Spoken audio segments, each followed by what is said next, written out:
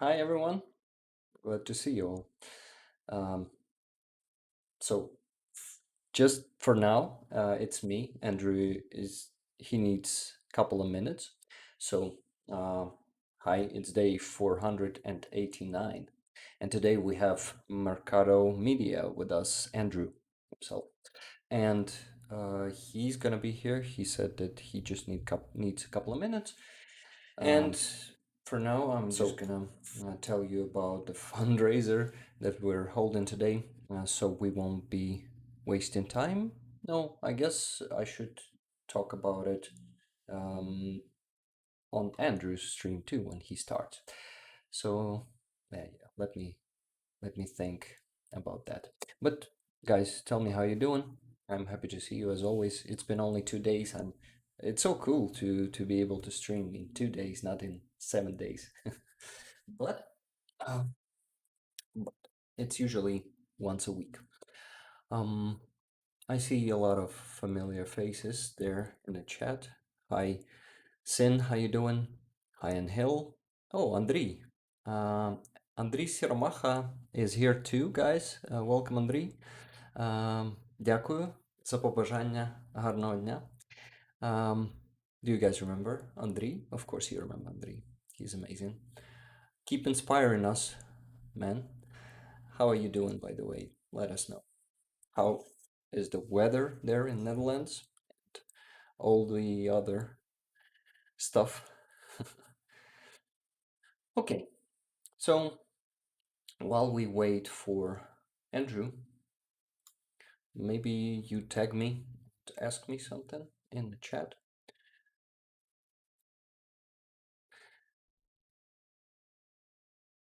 Mm-hmm. Got it. Hey everyone. Hey Sekai, how you doing? Tone, I'm happy to see you all guys. Ronnie Montgomery, cheers from USA, welcome. Jade Collins, Irene S, Carolyn G, Suzanne Kniffen, or Niffen probably, right? Probably K is not pronounced.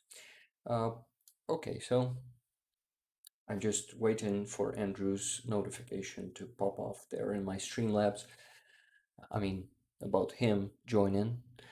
But it's actually unusual time for most of you, probably because it's a weekday, right? Not weekend. And a lot of people are busy today. And this is why I'm sure that we're going to be missing a lot of people here on the stream. But it's totally fine. Recordings are not going anywhere. Hey Annie, how you doing? Welcome in everyone I see. I already see. Oh, and Andrew is joining us. Amazing. Just a second. Let me switch to the two people screen and I'm gonna add Andrew.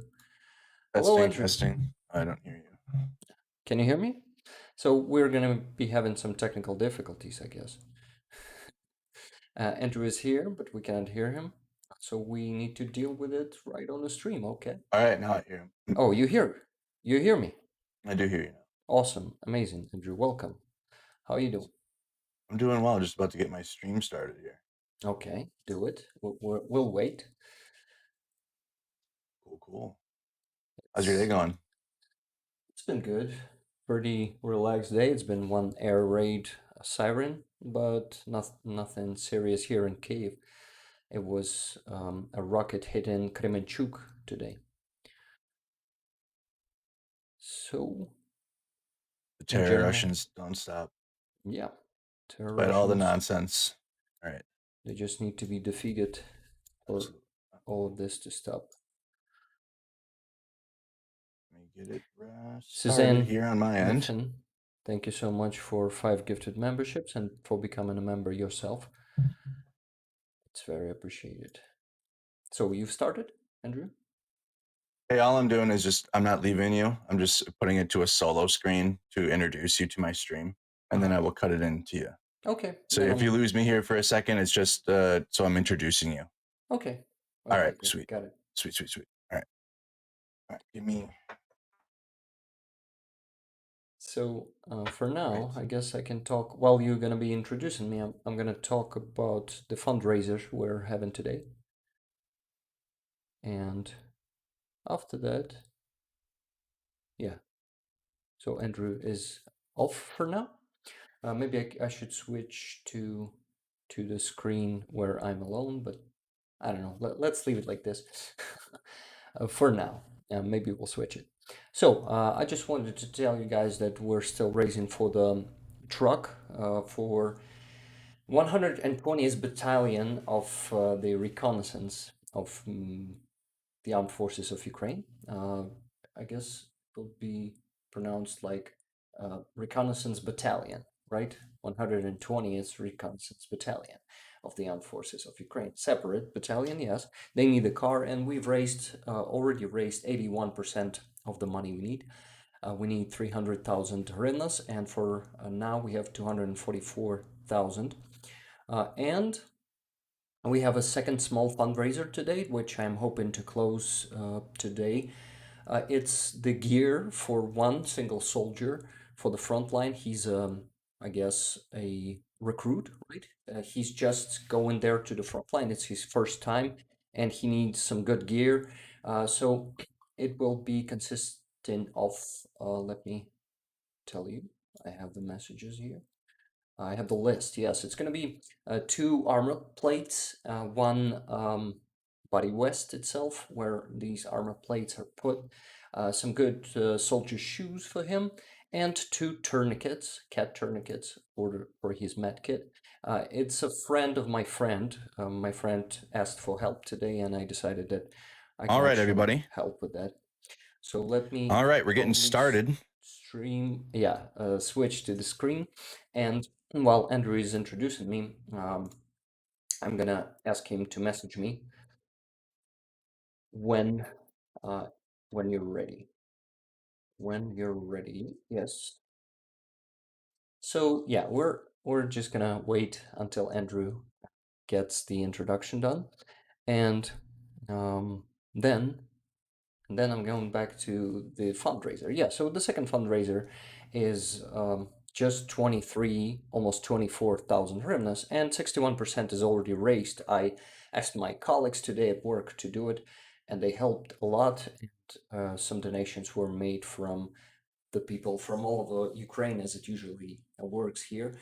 So I really hope that we guys will be able, we will, we, yeah, okay, we'll be able to raise money for this one and close it today. And of course, the rest will go for the pickup truck. So you know what to do. You know that for yeah, to donate, you gotta use my PayPal. It's my mail. My dear moderators will be sending my PayPal mail here to the stream chat. And Mushroomani, hi, how you doing? Also, see you popped up in the chat. Please, guys, send those links. Uh, yeah, to the fundraiser itself. You can use the PayPal, or you can just donate directly to the jar of the fundraiser of any of them. And in the end of the stream, I'm going to be sending those money that I will receive on my PayPal directly to the jar, and you will see it all on the stream. That's how it works here. Um, and Andrei was replying there. I saw that. He said today very busy day. A lot meets and projects. Today I'm meeting with a musician who is talking about helping Ukraine.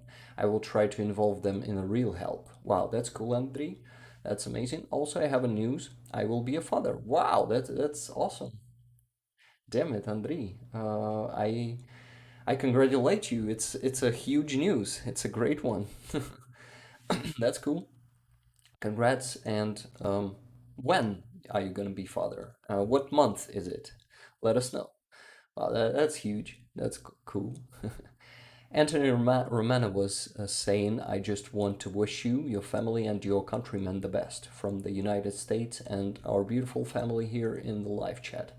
Yep, thank you so much from all your um, country, citizens, and our community. I thank you too, guys, for being here and supporting us, supporting Ukraine and the armed forces of Ukraine. And let me see the other message from Andrei. Andrei, I saw your message there. Let me find it. Yes, Church Father. Church father. So this was kind of a joke. Got it. Um, that's funny though. That was a funny one, like a small prank, right? Hi, Karen L. How you doing? I actually know what L stands for. Why have you decided to hide it? That's a cool name. Andrew is waiting for you. Did you mute him? I'm gonna get back to Andrew just a second. Um, Yeah. Andrew, uh, Yes. I messaged Yes. you. Yeah, but you were messaging me too. Sorry. Okay. Can you hear me and see me? Yes, I can hear you and see Awesome. you. It's You working. are on. You're live. You're live on the stream. We're good to Yes. go. Everything is up and ready. So you Yes. said you're going to be a father. We heard that. We heard No, a no, little not bit. me, Andrew. Oh, Another you're Andrew. I have another Andriy Andrew. here, Ukrainian soldier, and I guess it was a prank from him. He said a church father. He's gonna be a church father. Oh, oh, I see. I see. Yeah. Oh So man. it So how was you doing? kind of a odd situation. I'm doing good, thank you, man. It was a good day. I guess I feel energized and ready for this conversation. I'm excited to meet with you, and I actually will ask you how are you doing because your health was not good a couple of days back. Tell me Yeah. how are you feeling Yeah. right now? I'm feeling much better now. I think it's like when I get when I work overtime or stress too much, I get those kidney stones come in. Because I haven't had one in like 2 years. But those are the most painful. I just got to drink more water. And hopefully I can get one tested to really find out like what's the cause of them. But man, I turned 30 in a couple weeks, so things are already starting to things are already starting to go downhill for health wise for me. But I got to just take care of myself a little better.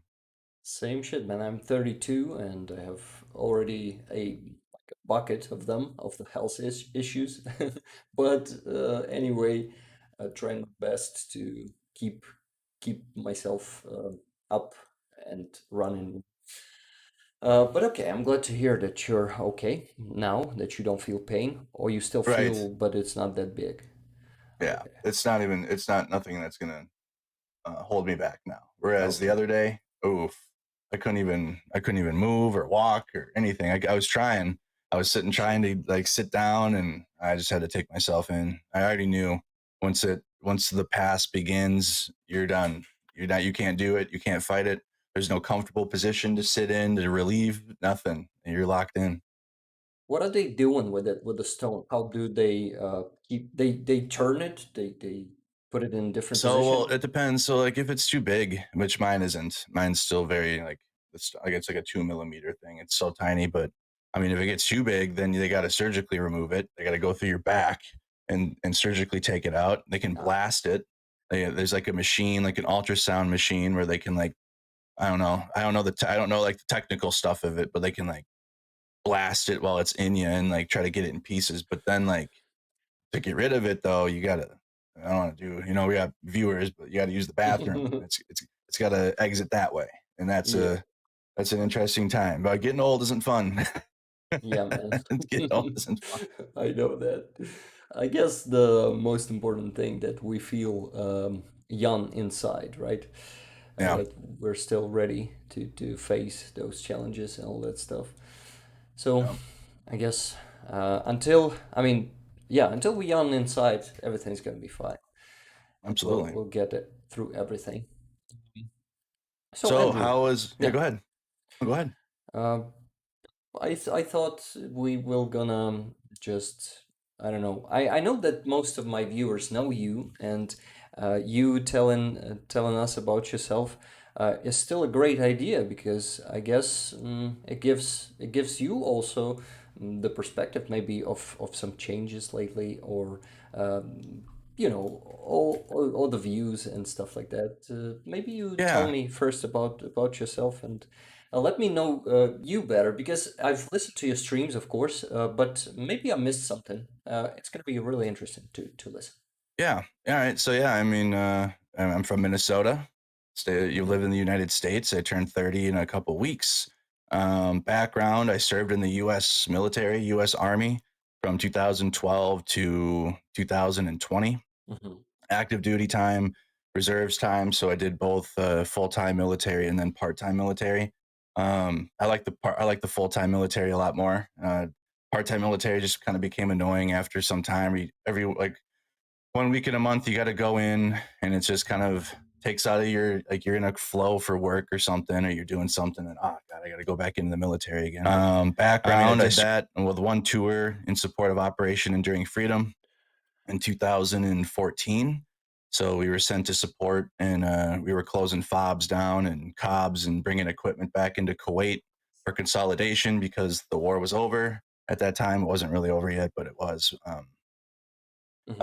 And then, I mean, just struggled a little bit. And when I got out of the military, fell into addiction. I was using and abusing cocaine for 2, 3 years because I just didn't have life figured out. Got out of the military and I had a career plan. Like, before you get out, you got like a plan of action of what you're going to do. But Hmm. I mean, you get back home and all your friends aren't around anymore. Maybe they're just not doing anything that interests you anymore, or they don't talk to you anymore because it's just been time, and they still stayed friends with people that were in school, whatever. So Hmm. I just like I didn't have a circle, and then I fell into the wrong one, got into the wrong circle when I got home, and I overcame that. I've been in recovery now since 2019. 2019 was when I stopped and became sober for a full year, 2019 to 2020, and that's when I started my media journey. So I was already like in recovery already at that point. I already had over a year of sobriety under my belt when I started Mercado Media, so it was kind of like a perfect timing for it. But it started during the riots in here in the. I don't know if you were able to see in 2020, the United States, we had riots going on and protests after George Floyd was killed, and other police killings and Hmm. police brutality became an issue in the United States. You were covering And them, right? yeah, that's what I started covering that. Hmm. Because it was in my hometown, Minneapolis. I live in Minnesota, so I mean, why wouldn't I go down there and just see it for myself? That's what I figured, because I was so sick of watching the coronavirus briefings and watching the news, and I was just so tired of it, just sitting there, like, because we were on lockdown, and I'm like, dude, Hmm. I'm done. I'm not, because I'm just the type where I'm not going to do that anyways. I'm not going to be locked down. What do you mean lockdown? So I left and I went downtown Minneapolis, and I didn't even know how to go live or do anything. I didn't know how to. I didn't know what live streaming was. I didn't know any of it. So I asked my friend how to go live on Facebook, and he told me. And so I didn't even turn the phone sideways. I had it up and down, went Hmm. live, and because the things were burning and it was a riot. So I had tons of viewers immediately. Like, Hmm. I think I had first stream was like 30,000 people watching my stream, first one. Wow, And that's cool. then eventually it got to like 60,000, 70,000. Like, and so, I mean, while I was out there, I just developed a big following I didn't even expect. So I was like, well, I got to do something with all these people now. They all follow me, and I might as well just stick with this. Because, I mean, after the riots ended, they started marching, and there was other things to do. So I just started staying with it and covering protests, and I just followed it around the country.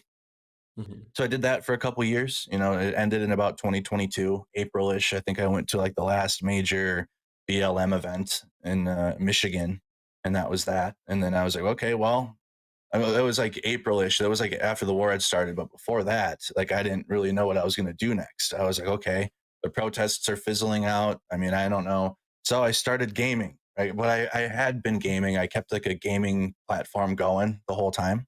Hmm. So my viewers, after the protests and stuff, we'd go and watch video games, and I'd play video games just like I do now, like I do on Snack Squad. I started that like 3 years ago. Hmm. But I mean, there was a time where I didn't have much to do. It was the winter of 2021 into 2022. So I just started doing Madden streams and doing Grand Theft Auto 5 streams. And like, I had lots of viewers for those. Like, I was going viral every day playing those games. Hmm. And so I was like, okay, maybe I'm going to do video games. Like, it is what it is. Let's play video games. I can make a career out of this. And then while I'm playing video games on the 24th, the very night when the Russians had invaded, I'm playing, and my chat just starts going, "Hey, did you see Putin's speech? Did you see Putin's speech?" And I'm like, "No, I don't. What do you mean?" Like, Hmm. I kind of loosely know what's going on, but I don't know. No, you need to see, like, there's live cameras, like the Russians are invading right now. And I was like, okay, all right, well, hold on, all right, everyone, I gotta go see what this is about. I'll be right back. And then, I mean, we were live for like a week straight, didn't stop when the Russians were invading, and that's that. And that's how we started the Ukraine news here for my platform, because my chat said, "Hey, things are going on," and I was playing video games, and I stopped that and cut into Ukraine news, and now here we are.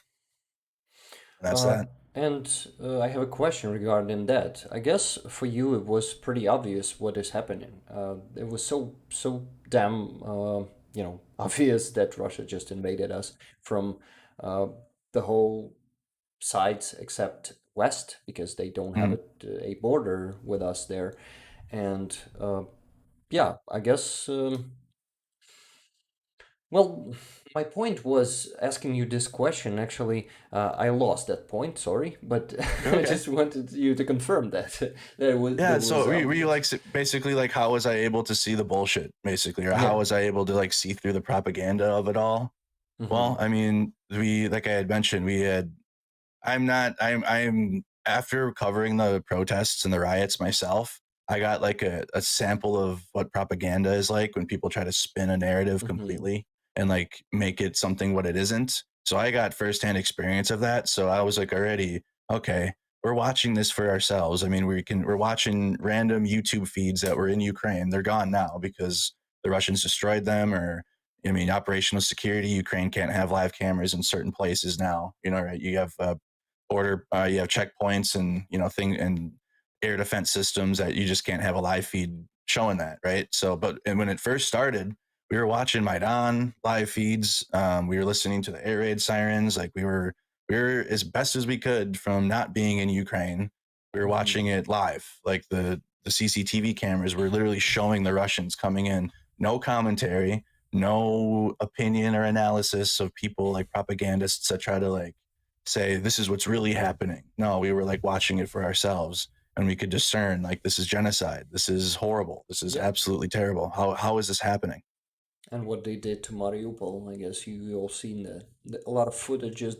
This war is just different from many wars, many previous wars. And for example, if this happened, I mean, if 2014 invasion of Russia into Ukraine happened into such an advanced era like now, like in 2022 and 23, it would have been, I hope, yeah, how can I hope about the past? But it could have Wait. been a different story because they were using all the same methods. They just were able to fool the world back then, unfortunately. And the world didn't hear us, but now world hears us. And I really want to thank you for being, a part of this movement and actually a leader, one of the leaders of this movement to support Ukraine. I actually want to thank you for that.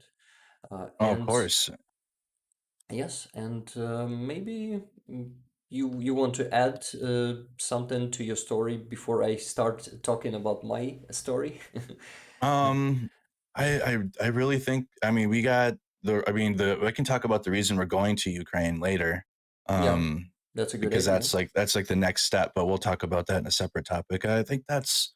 I mean, that's really it for me. I mean, I mean, I had a privileged upbringing. I didn't struggle growing up or anything. We had food on the table. Parents work hard, good jobs. So I mean, I just am a little different. My brain, I believe I'm autistic. Hmm. I'm neurodivergent. So I personally like went against the grain with my family, because that's Hmm. just how I am. But beyond that, I didn't. I mean, I had a pretty normal upbringing. I'm just kind of doing it on my own now as an adult. I'm really just kind of figuring life out as I get older here. But beyond that, I don't. I mean, that's basically me. I mean, that's the journey. Pretty fluid. Pretty been a fluid timeline for me. I can go back and say this is what's happened to lead to this and to this and to this. It's been pretty interesting. But yeah, we'd love to hear more about you. Why don't you tell us about yourself now here for my viewers?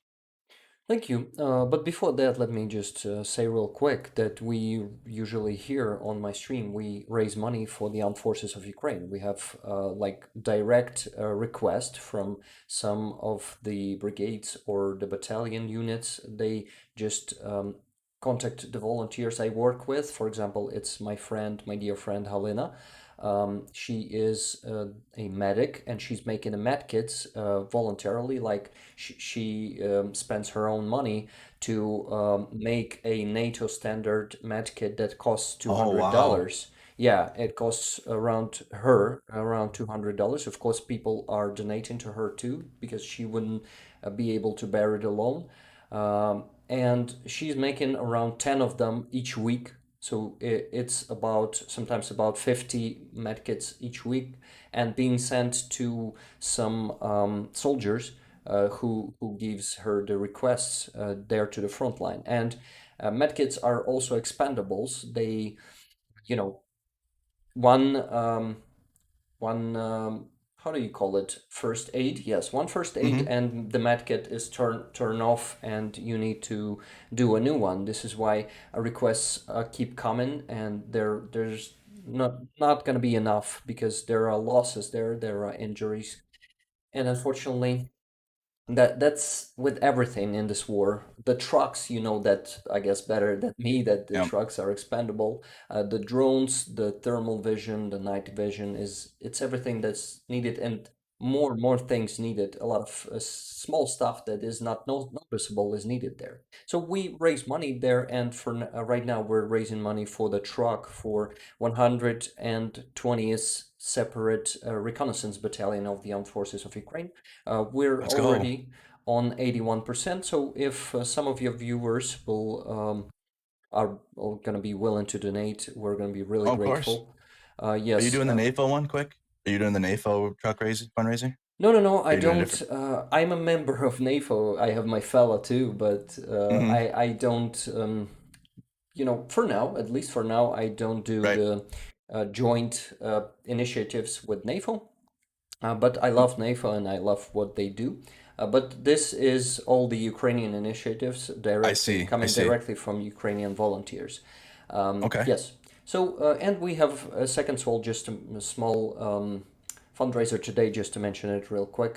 It's only 23,000 hryvnias. I guess it's about $500. It's to gear up the recruit, National Guard recruit, who is going to the front line real quick, and all the stuff that's needed. It's a body vest, the tourniquets, the good military shoes for him. So we're almost done. That one, it's only five, no, eight, almost 9,000 hryvnias left. So yeah, this is the second one. Just to tell you about these two fundraisers, the links to the monobank jars. The monobank jars we're using here, Andrew, or you don't. I'm just curious. The mono bank. I haven't. I'm new to that. It's I a don't know what that Ukrainian is. bank. My viewers know Okay. that, and they are some of them are in your chat too. They will send the links if it's okay. So some countries are not supporting this bank, so I have a PayPal, and in the end of each stream, all the money that I receive on the PayPal, I'm sending them to the jar directly on the stream, and people see it. So it's all transparent. We do it all on the stream. That's it. That's enough with the fundraiser. I mentioned it, and I also received a donation from Lynn Stefanitsin. Thank you so much, Lynn. $29 for the truck and for the gear for the soldier of National Guard. And that's it. So I might go to my story, right? If I didn't Oh forget yeah. anything else. Oh, you're on track. Good. So I was born in Makivka. It's a neighbor city of Donetsk, and I lived there all my life before 2014, when the war started. And I've seen everything that Russia was doing to my beloved homeland there, how they were, just staging all that civil war, as they called it. They were putting their men there without any, what do you call it, patches, right? Yep. When they Little were, green men. yeah, Little green men. those green men, they were just using some prisoners, putting them out of prisons, and some like deviant elements from the streets. They were offering all of them some power and some, praise from the Hmm. very bottom of society to becoming some ministers, and the military there in those so-called republics. And I when the war started itself, I went out for a couple of months because we didn't know what's gonna be happening there.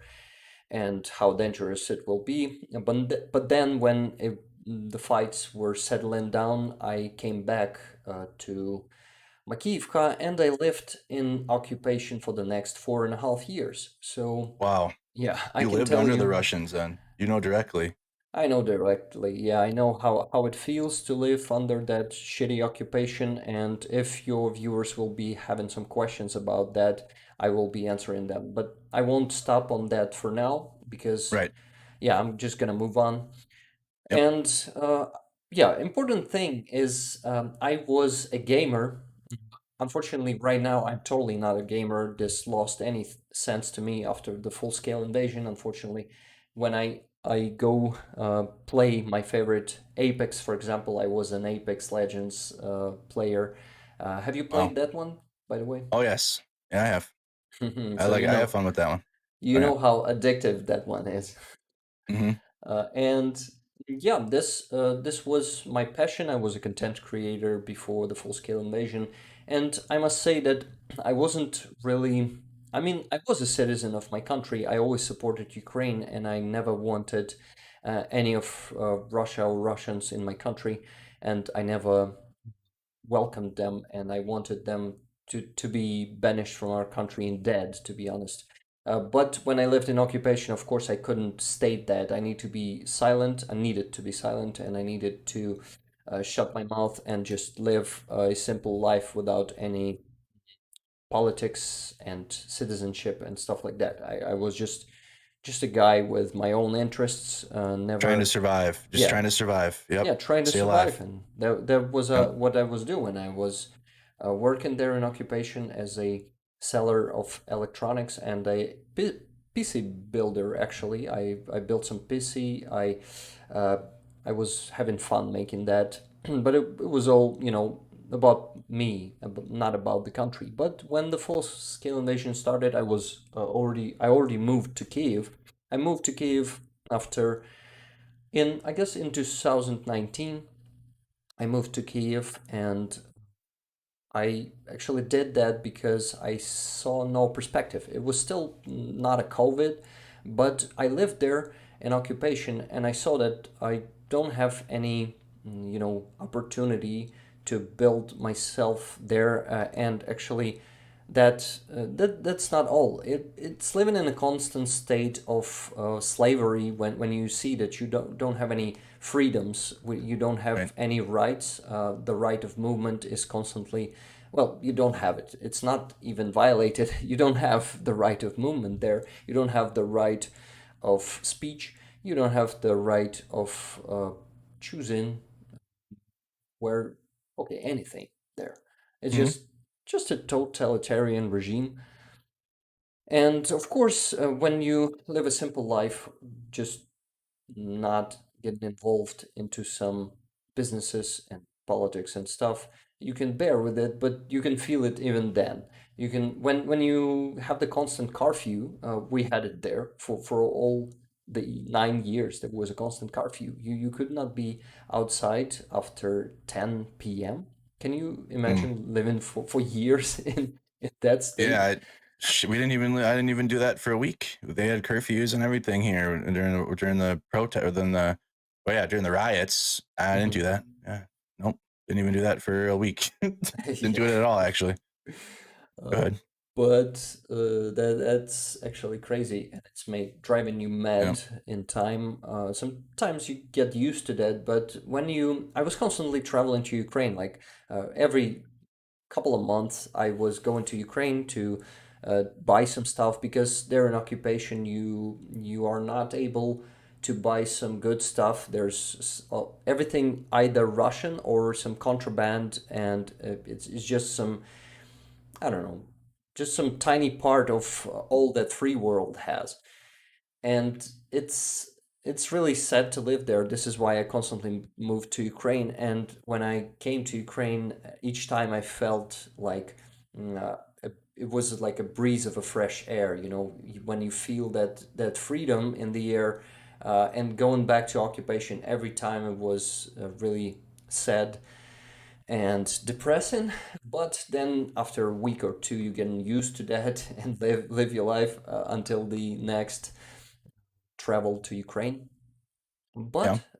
but it was enough for me in 2019, and I moved to Kyiv and I lived a new life. It was hard in the beginning because every time you gotta start from the very beginning. You lose your job, you lose your home, you lose uh, yeah, you lose everything. Your friends are staying there, and you need to. Of course, I had some friends in Kyiv too, and it was a lot of support in here. And without, by the way, without my friend Halina, I wouldn't even, I guess, move to Kyiv back then because she supported me. She gave me her home for a couple of months. I lived there, and you guys probably didn't know it that I didn't tell you before. But yeah, Halina actually helped me a lot to move to Kyiv, and I'm really grateful for her to that. No, to her for that. Yes, my English is not perfect, Absolutely. of course. Oh, Uh, you're doing amazing. It's amazing. thank you, man. And yeah, I will say that I will continue with that. It was hard because, yeah, actually, it's something that I didn't mention before, but for us, people who moved from Donbass to Ukraine, it's Yeah, I was gonna. Yeah, can you lead into that a little bit? What was that like for you? Like, how did you escape the occupation, or how? Like, was it an escape, or can you go through that a little bit and talk about that?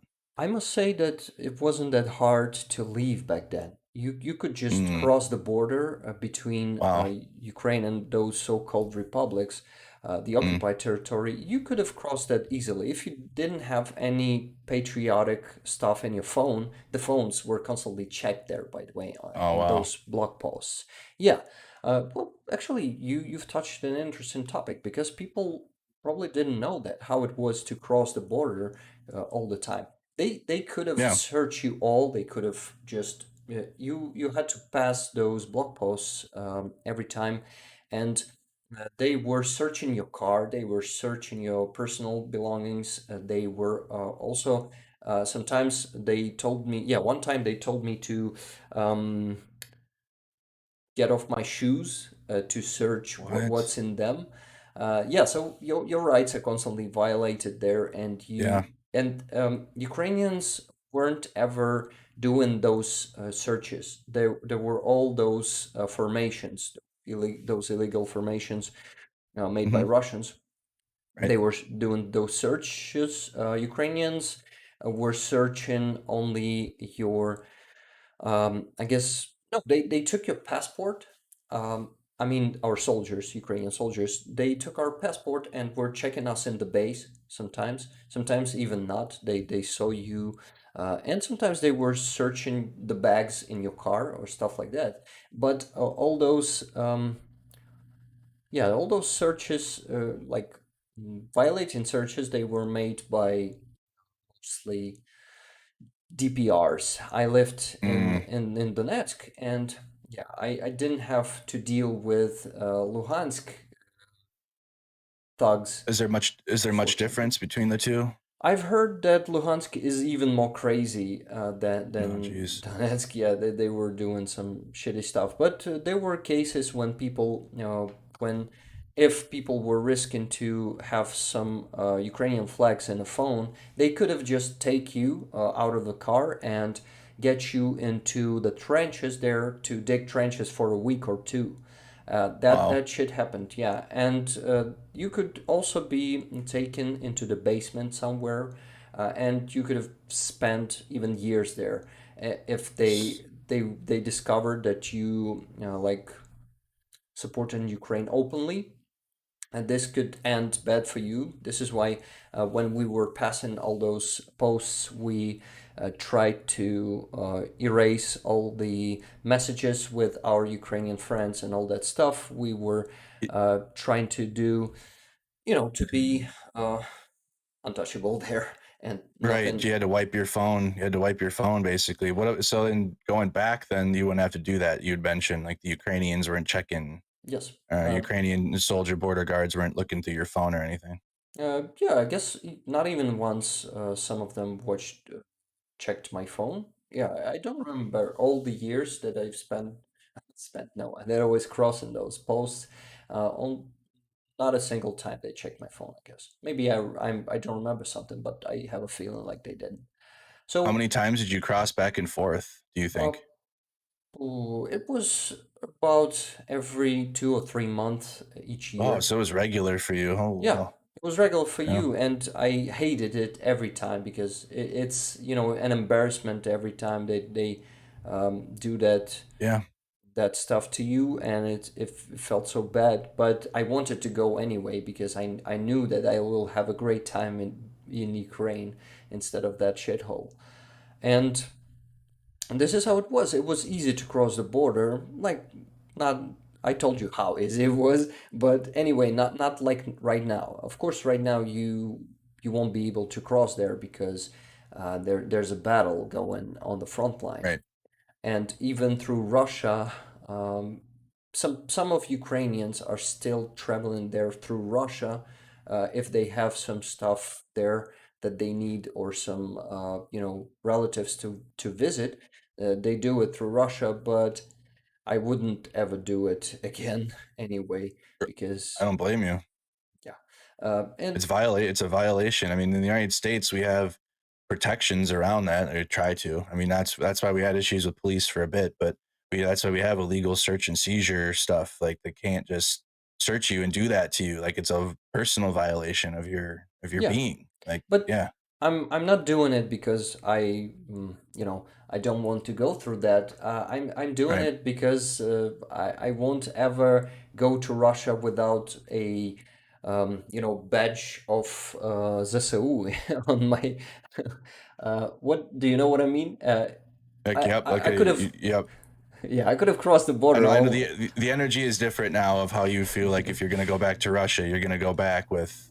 I know what you're talking I about. actually never Yes. have been to Russia. Can you imagine? I never wanted to go there. And when I lived in occupation there in Donbass, in Donetsk and Makivka, I just never wanted to go to Russia, only to Ukraine.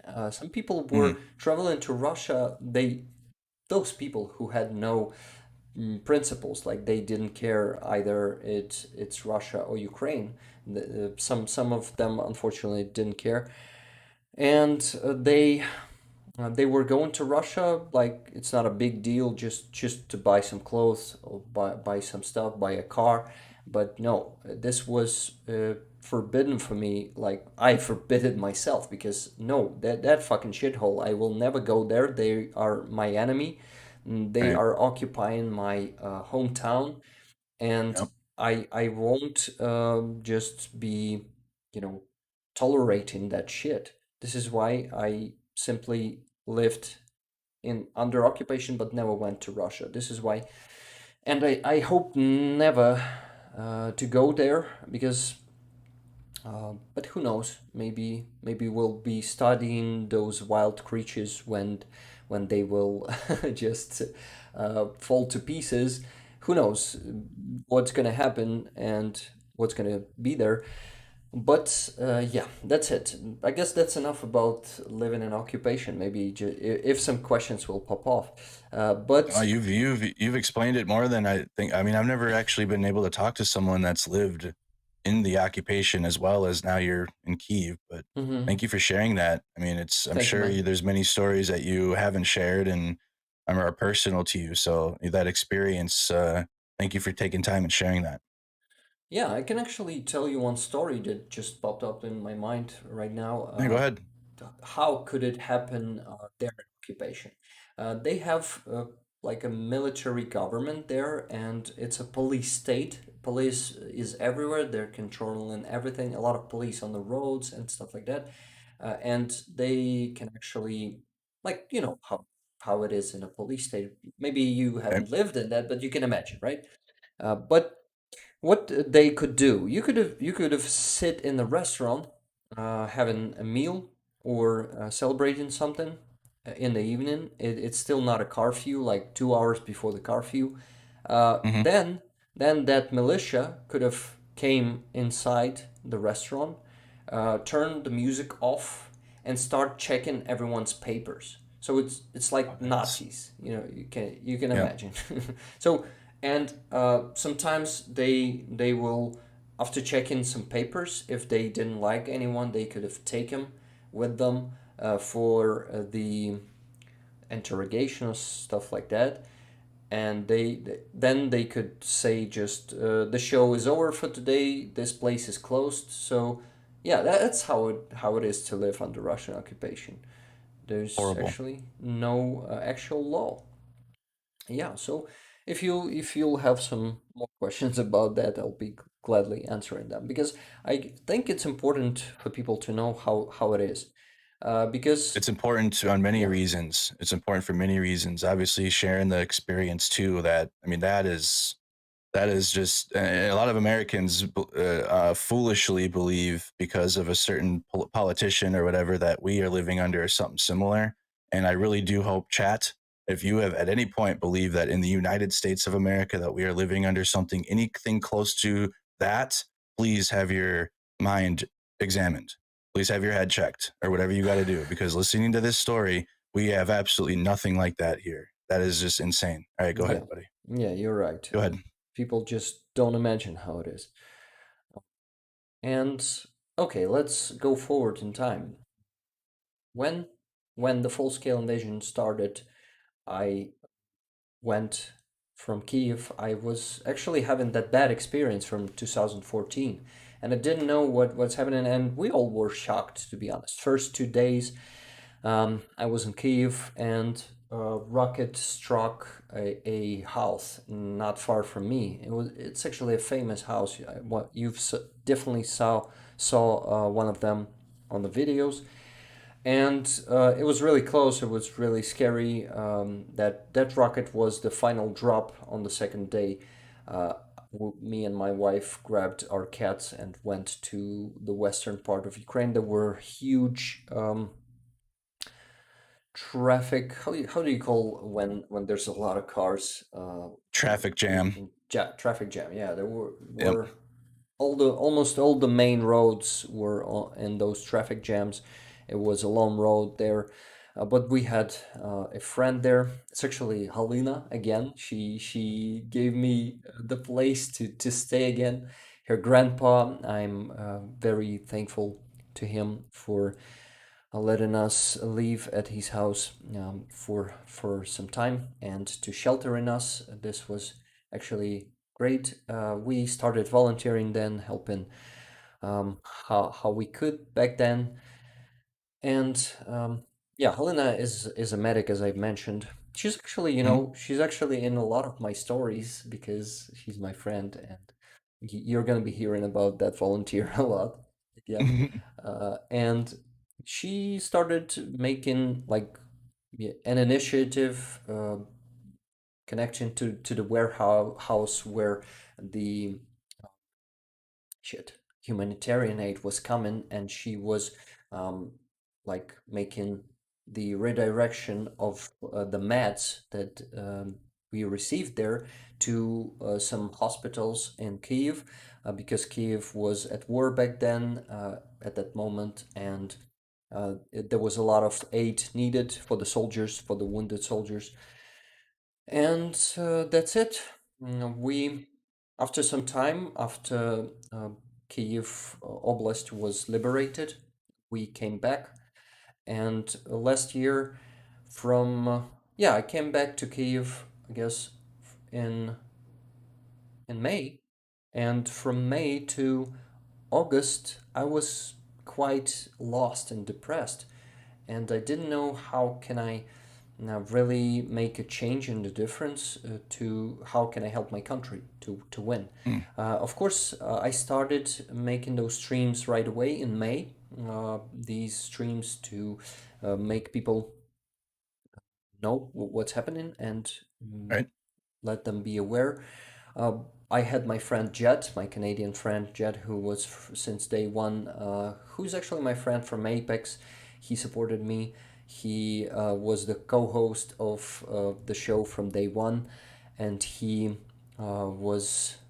We were doing it on Instagram. The quality was shit. You know how shitty the quality is on Instagram. It's yeah, it's tough. Yeah, that stream was very low quality, and anyway, we had our viewer number one since day one. It was Charlie. He's my moderator right now. Charlie, thank you so much. And for a long time, we had just a couple of viewers there. People didn't know about us. But then, even before the you know, me started dubbing those prisoners of war interviews.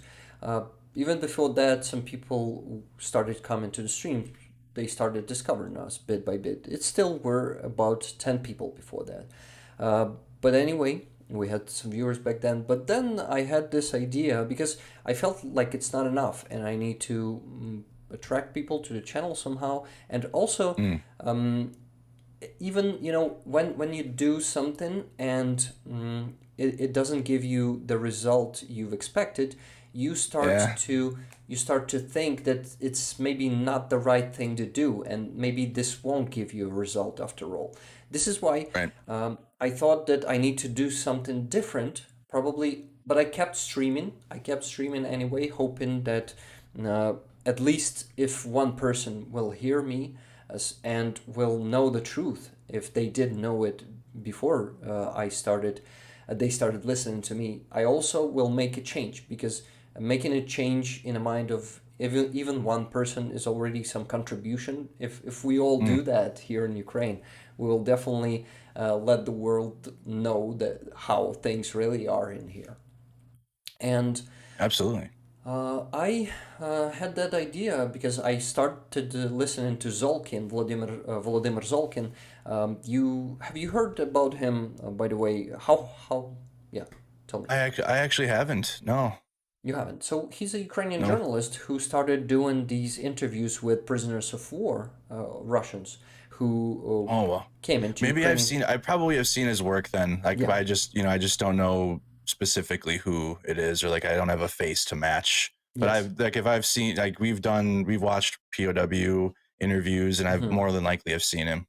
That was him, probably because Okay, it was only him, his partner, who they are actually doing that on the same channel in his channel, and there was okay. actually a guy who started doing it later, like after half a year of the full scale invasion.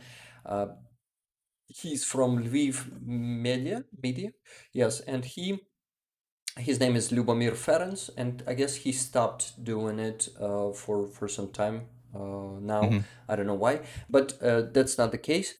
So I listened to Zolkin interviews. I listened to those prisoners of war, and I thought, and then yeah, I thought that it's really interesting. It was addictive for me to listen to those interviews. They have a lot of them. Sometimes they post two per day, and for not right now they have around 700, maybe even close to 800 prisoners of war interviews published there. Can you imagine? Wow. 800 prisoners of war. That channel is crazy, and of course it's getting a crazy support.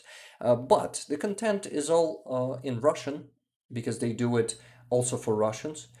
Some of Right. content is in Ukrainian, because Zolkin started burning out, and he started hating Russians and stopped doing those interviews. But his friend Dmitro Karpenko keeps doing them, and I actually like his approach a lot too. This is why it's great that he's doing it.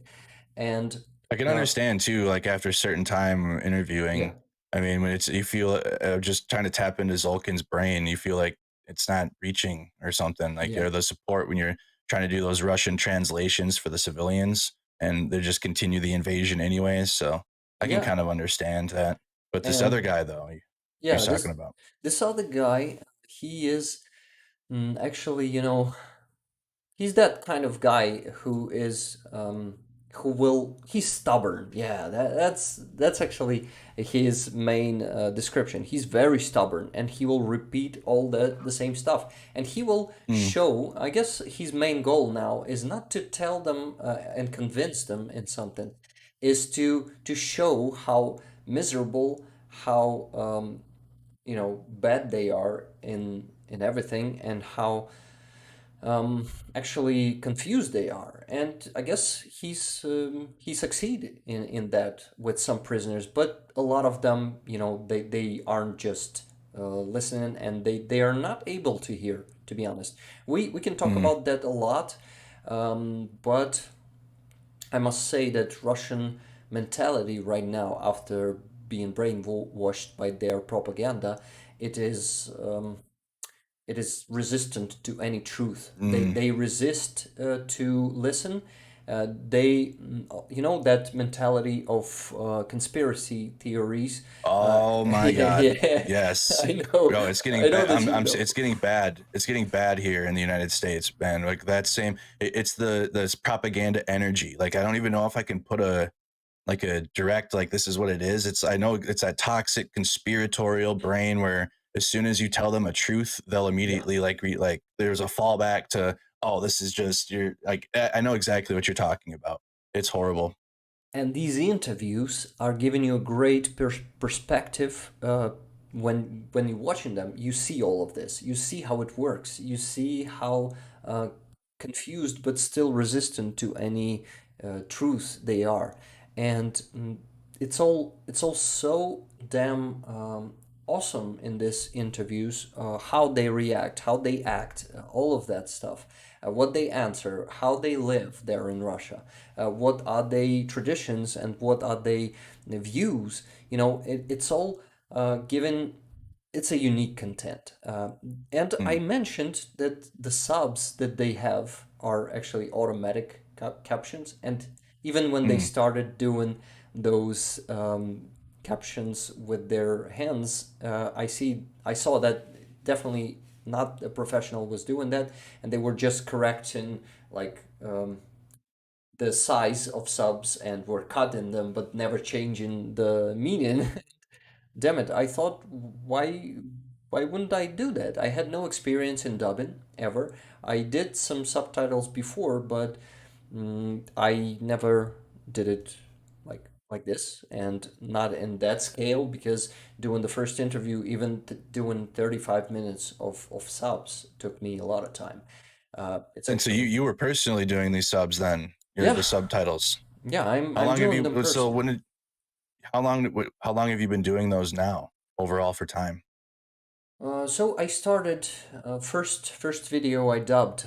I started working on it in October, and October Mm, was the months when Russians started doing those massive rocket attacks, and mm, our power was having some troubles. We had no lights. We call it lights in here in Ukraine. We had no power for mm. no electricity for half a day, sometimes for a whole day.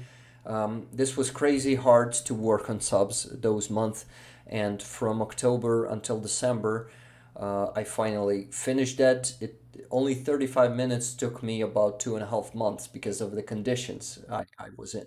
But there weren't only subs, I was dubbing it also. And I also want to thank my friend Alex from Great Britain, who is helping me with like correcting my mistakes.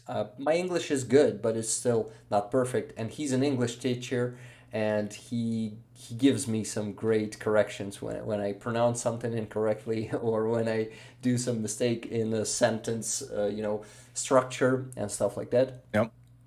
So thank you, Alex. And what? And I posted the first dub in January. The feedback was crazy.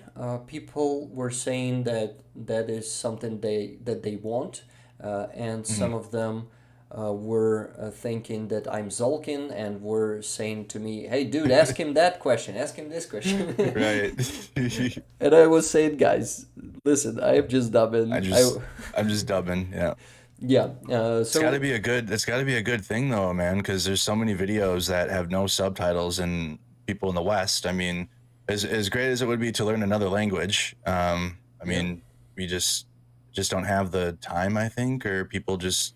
I mean, English is just how what we're taught when we were growing up. And you, how many languages do you know? You have to know like I you know know a bunch three. probably.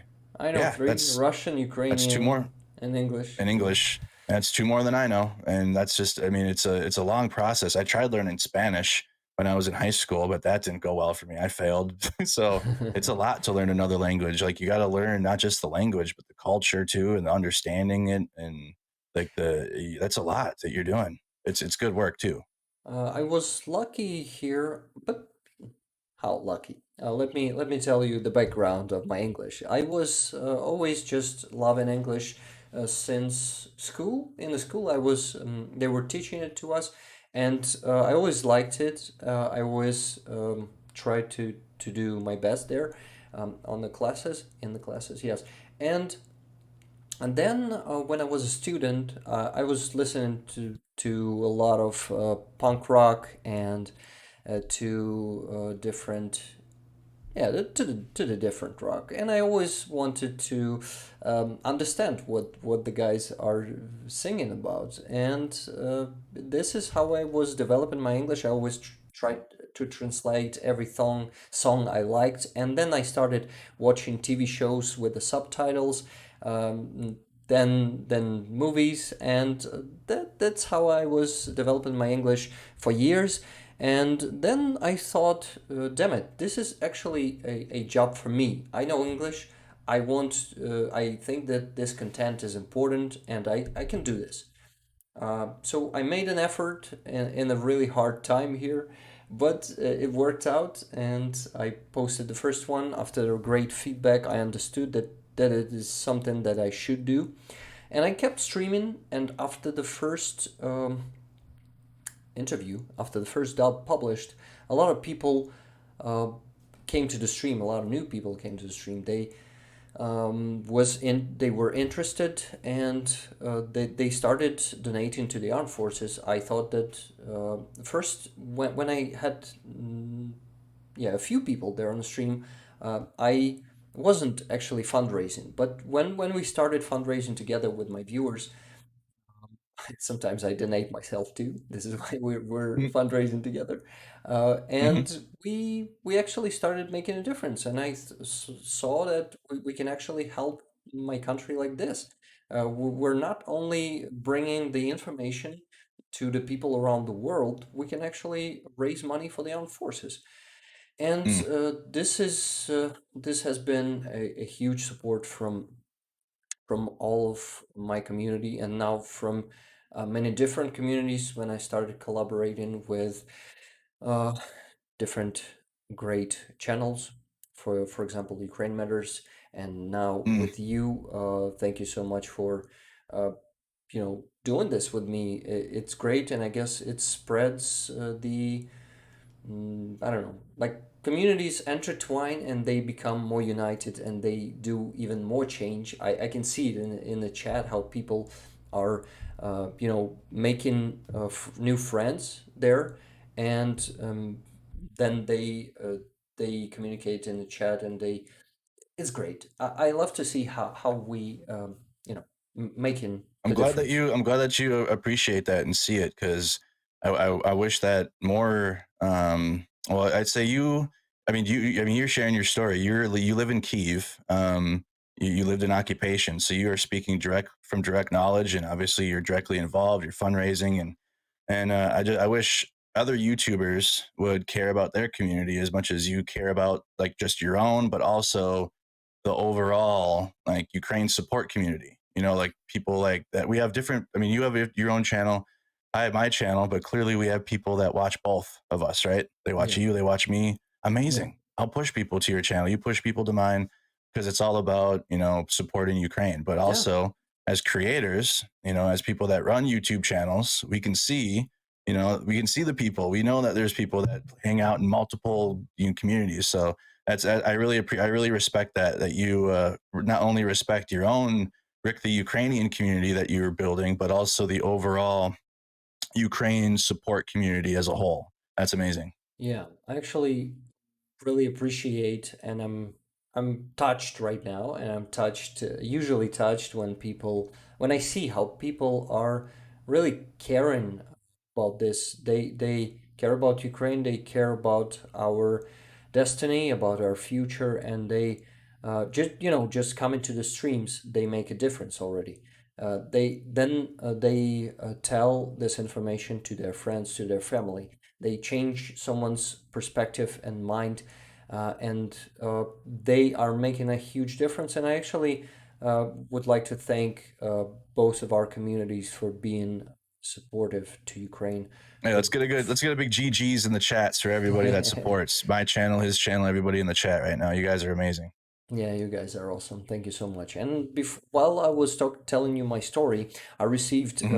a few donations to my PayPal. Some of them are mega generous. For example, Hans. I won't be saying the second names if people don't want them to be disclosed. So I will say that Hans sent 500 euros. Thank you so much for this Oh generous wow. donation.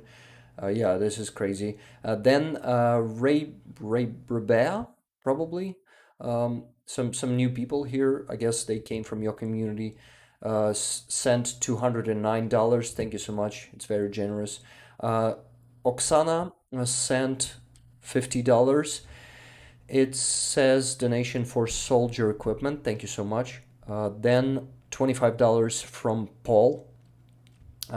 Cousin bandages. Yeah, thank you so much. And now we have $72.80 from Chris. Thank you so much, Chris. And I've already mentioned $29 from Lynn.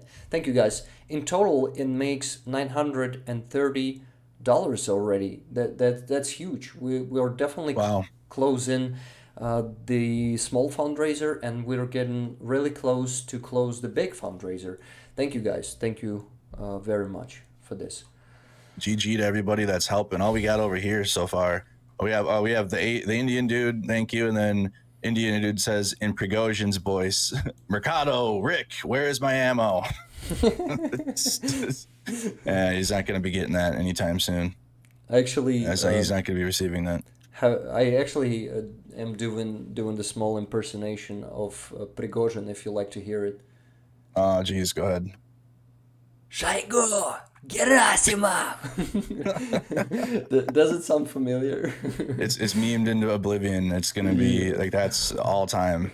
I still remember when that voice memo came out. Voice memo boy. Voice memo hot dog boy. Oh, Anyways. that's actually a actually talking about Prigozhin. Maybe yeah. Let me maybe still tell you something about me and my channel. Then we'll go to Prigozhin because we definitely need to discuss that, right? Sure. Of course. Yeah. So I just wanted to sum it up that I finally feel like I'm making a change and I'm helping my country because after the full scale invasion, I was trying to find how to do that because I really feel for the people of our country and how they are suffering. I really thank for the service. I want to thank for the service every soldier who joined the army and every volunteer who is helping our army. We have a lot of them here in Ukraine, and they are the best people, especially soldiers. They're risking their lives, they are giving their lives, and this is something. This is a sacrifice I unfortunately am not. I don't have guts to make, and I didn't Hmm. go to the army, but at least I have found how can I help in a different way. That takes guts too, though. I mean, it's not. You might view it as. I mean, being in the military, you know, it's like a selfless service, but that's what it is, just selfless service. But you're doing what you can. That takes guts. Most people, Yep. and most people, or I wish, are turning the other way and playing, pretending like it's not happening, or like trying to just, or they know it's happening, but you know, they don't want it to inconvenience their day. They don't want it to inconvenience their day by having, or you know, actually focus on it. So I mean, it takes guts doing what you're doing too. Yeah, you're right. Because unfortunately, we have some people here in Ukraine. There's not a lot of them. Most of the people here are really helping how Mm, they can. Uh, but we unfortunately have the examples of people who are just living their lives. War is somewhere far for them, and it doesn't concern them. And when I see these people here in Ukraine, it sometimes it gets really hard, to bear, because how the hell can you be just indifferent to such a thing when right. when your neighbors, when your own people are getting killed, and we still have some small percentage of vatniks here in Ukraine, and when we see those, oh my God, they better run because those Literally, assholes, uh, yeah, because they actually, some of them were the reason that Russia invaded us, and they've let this happen. Also, it's the just tall yeah, being intolerant of intolerance. I was trying to find the exact quote, but it's a paradox of tolerance that if a society is tolerant without limit, its ability to be tolerant is eventually seized or destroyed by the intolerant. So, I mean, people mm, that are just going to let it happen, and they're going to be just as much as the problem as those that are doing the evil, yeah, those that are just going to tolerate the intolerance. So, you're doing amazing. you're Useful right. idiots. That's another good way to put it, Jade. Yeah, useful idiots. I know what you're talking about. But yeah, this is how I found my calling in this war, and how am I helping my country, and I really hope that someday. Actually, no, I know that. I mean, I started to say one thing, but I'm switching to another thing. I wanted to say Mm-hmm. that I want. I no, sorry. That I'm sure that we were gonna have a victory in this. That Russia will be defeated by the hands of the armed forces of Ukraine. There's no doubt in it. There are a lot of aspects to this. It's just a matter of time and number of victims of this war, number of killed civilians, of lost lives of soldiers, of wounded soldiers too. The longer this war goes, the many losses are, appearing, and this is something that we must always remember when we're talking to people around the world, and I guess we're definitely constantly reminding. I guess you're doing the same. I'm sure that Yeah, that you realize that 100%. you're reminding that to people, and this is why we must keep staying united, and we'll definitely uh we'll definitely be, I'm sure of it. Absolutely. And another take too, I'm seeing a comment. This is what we refer to as peaceniks, people that are trying to do the fence sitting thing.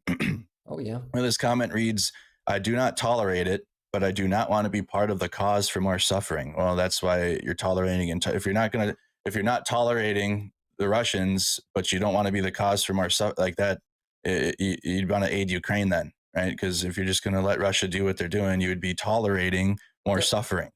Yep. Aiding Ukraine is not contributing to the suffering. It's contributing to help the Ukrainians defeat the Russians to prevent further suffering. Yes. Like it's you gotta dig deeper, dig a little deeper. All Exactly. right, I was responding Exactly. to it. I was responding to a peacenik pacifist in my chat. uh Pacifists are the worst, dude. I have like there's a specific one. I'm not gonna name them. There's like a specific one that was all in my community. All like they comment on it every day. They're like, oh, I don't have a dog in this fight. You know how many days they've said that? You clearly do. Like if you're a true pacifist or a peacenik and you like you just hate war. Ah, war bad. Then you would have nothing to say ever. But you constantly have this. They constantly need to talk though. You ever know? If I don't know, maybe you see this of fence sitting people, peaceniks, they constantly need to throw their opinion that, hey, I don't actually care. But why do you have to keep saying it then? yeah, If you don't actually care, why do you need to keep making it known that you don't care? It's just personal thoughts if you on wouldn't the really care, you wouldn't be talking about it at all, right? literally you would be quiet and just read the news or whatever, read the paper, Yeah. see what happens. Talk about it amongst your close personal friends, maybe, but you wouldn't be throwing your useless opinion into the public consciousness. I It's literally actually useless. But go ahead. actually have an opinion that uh, any peacenik who will come to Ukraine and will uh, really see what is happening here, and Mm, will experience some of we're experiencing, uh, definitely will change their mind, because mm. it's really, it's not even hard. It's probably impossible to stay. like indifferent, or saying that you should give up your territories when you come to Ukraine, saying that we should make peace at any cost, is it only can say the person who's never been here either, or the person who is playing for Russia, who wants Russia to be occupying our territories. So Right. there are only two options. That's exactly what it is. It's either you're a veiled Russia supporter and you're trying to play it off as like, you're trying to be this both sides, or you're it's hard to explain because like you said, I mean, I'm going there myself and I mean, I have this idea. I mean, we've seen it through video and I've seen streams, but I mean, obviously when I get there and I see it in person, that's going to be much different, even though I'm not questioning it at all. You know what I mean? But still just being there, the five senses, sight, touch, smell, like I'm gonna be, there, and I'm gonna see it for myself and everything. But yeah, I mean that could be an option. Peaceniks go to Ukraine, see it, Yeah. experience it, but and then after that, what they do with that is going to be revealing for what they really are. It's actually, something that Zelensky says to every leader or a journalist in the world who is saying that we should go to peace at any cost. He's saying, Mm-hmm. come to Ukraine, dude.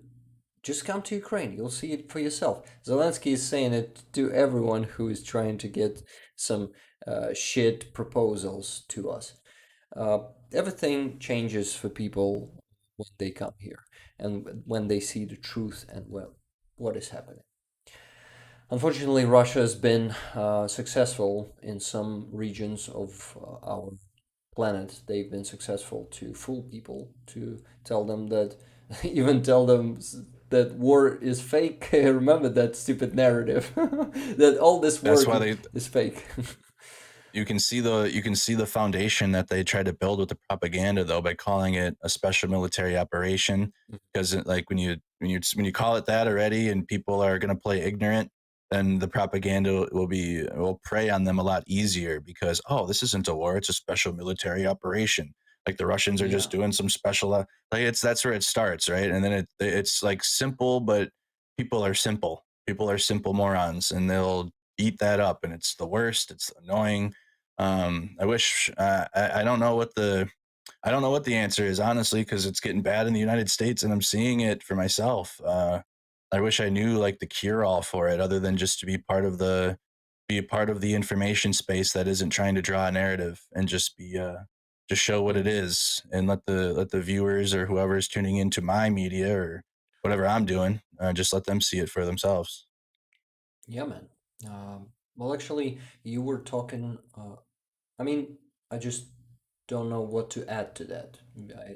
I agree with you. And you were mentioning that calling it special military operation is a how- is a nice move, is a tricky move, or how do you call this move? So this move, it's for the propaganda aspect for people that are gonna No, play I this was peacenik just thing. asking about the phrase. What move it is? Tricky Oh, move, or oh, do you have a yeah, phrase for that? it's trying to veil their true purpose. So they're trying to, it's tricks, just Yeah, wordplay. I mean, calling it a war or calling it a special military operation sound, or like they sound yeah, different. And again, like to somebody that's receiving that and they're susceptible to propaganda yeah. and conspiracy shit, like they will Yeah, eat that up. that's what I You know? understood. But I just wanted to Yeah. say that it's a tricky move to also Mm-hmm. fool their own society, because their own Yes. society doesn't know what's happening in Ukraine, and it's an observation from interviews with prisoners of war that I want to share with you. A lot Mm-hmm. of them, a lot of those mobilized, the conscripts, right, mobics as they Mm-hmm. call them, they didn't even know that Russia invaded Ukraine from the north, from south, and from east. A lot of them didn't know that Russians were near Kiev. Even when Russian propagandists, Wow. when Russian propagandists told them about this in the news, they still didn't listen. They call it special military operation, and they tell them that it's all happening in Donbass still. And Oh they wow. keep fooling them, yes. And all the territories that they've been leaving, that were liberated by the armed forces of Ukraine, they say that we've never been there. It's a typical 1984 situation when they say that it never happened, that we were always like fighting there and not there, and those people, can you imagine, the country is at war for a year, and they don't know that uh, Russia was invading Ukraine, like fully, full scale invading. And they come to the interview. Can you imagine? They went through the front line. They are sitting Mm-hmm. talking to Zolkin or Karpenko, and they are saying, "Really? It was near Kiev. It was happening. I didn't know that. That they. I'm not interested in politics. I don't watch TV, and all that stuff. Uh, Well, that's what they fall back to. Yeah, yeah, it's always. so do Russians just not like ever look at a map, or they don't No, have GPS and know where they're at or anything? It's as simple as that, right? They have no idea where they're at or what's going on. they don't know the size of Ukraine. They cannot compare yeah, they don't know that Russia is 30 times bigger than Ukraine. Some of them saying that Ukrainian population is 1 billion people, and Russian population is, they just don't know. Can you imagine that shit? It's like the constant of being playing a victim while trying to play strength at the same time. Russia's trying to make it seem like they're this small country, you know, that's a victim to Western whatever, Hmm. and they're the biggest country. And maybe is you think it's Russians just think that Russia only exists around Moscow and Western Russia? Is that what it is? I'm No. not familiar with the area. What is it? Why don't Uh, they? Why do not? Why do? Is it the information they don't get maps or they don't look at geography or this isn't taught? Um, they are just, a lot of them, they're usually some poor people who are not Mm, educated, and they live in their needs just to mm, survive. They only think about work, about food, and also all basic stuff. Of course, especially when they have children, they think how to make their children survive and all that stuff. mm, And they don't even dig into all of this. They call themselves small people in every interview. Every call to an occupier's mother or a wife ends up with a phrase: "We're small people, we don't affect anything. We mm. don't have leverage on anything." That's the actually not only the, what do you call it, the result of the propaganda machine work. Uh, it's also the mentality that's been with them for centuries, man. Maybe you have you realized that?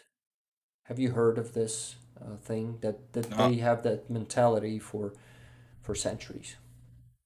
it's I mean I've just kind of moosh brain, more mush brain. It makes sense though what you're explaining because it's while you're explaining that I'm thinking of back home and there's so many people here that I mean they're just trying to work and take care of their family and they're not but they're so susceptible to conspiracies and propaganda though and that's what I'm trying to figure out like how can people still like not I mean they don't have the time maybe they don't have the time or the personal interest in trying to figure out the grander things of what's happening factually, but why are they so susceptible to nonsense and bullshit and misinformation and propaganda? Yeah. Sorry, It's a balance. You're fine.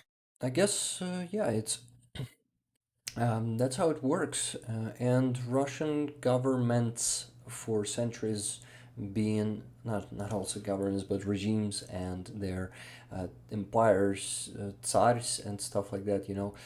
They've been trying to always keep them poor and unthinking.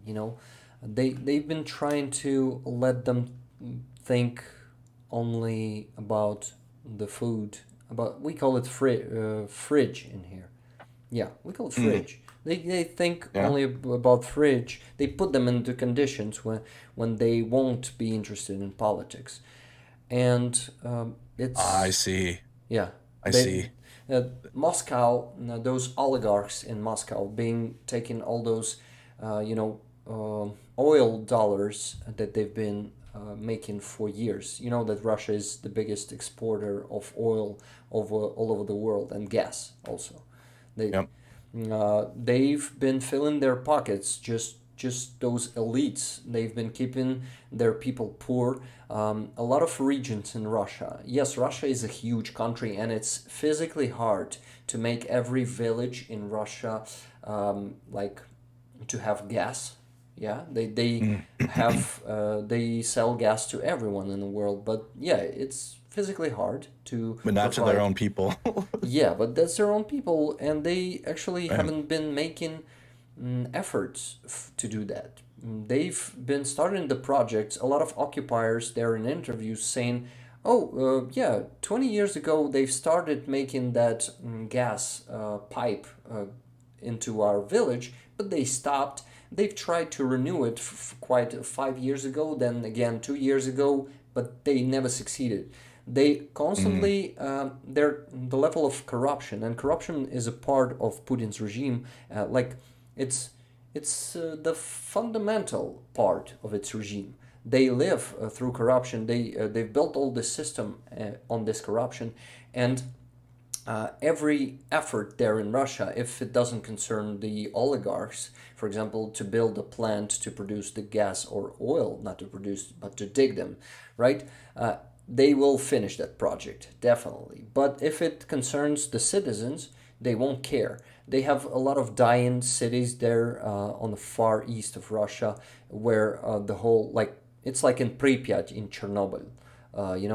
They are just dead. They're dying, and they are never interested in making progress in their society. They in developing it. They don't care about that, and it's actually their conscious politics. They do it consciously. They just don't want their people to start asking questions. They want them to be obedient.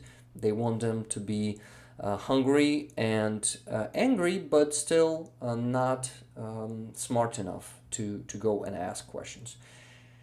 That's unfortunately how it is in Russia, and this, Keeping people in a manipulated position, yeah, coerced position, a lot of coercion. yeah, So and yeah, let's let's talk about the Wagner PMC incursion. I got about a half hour left.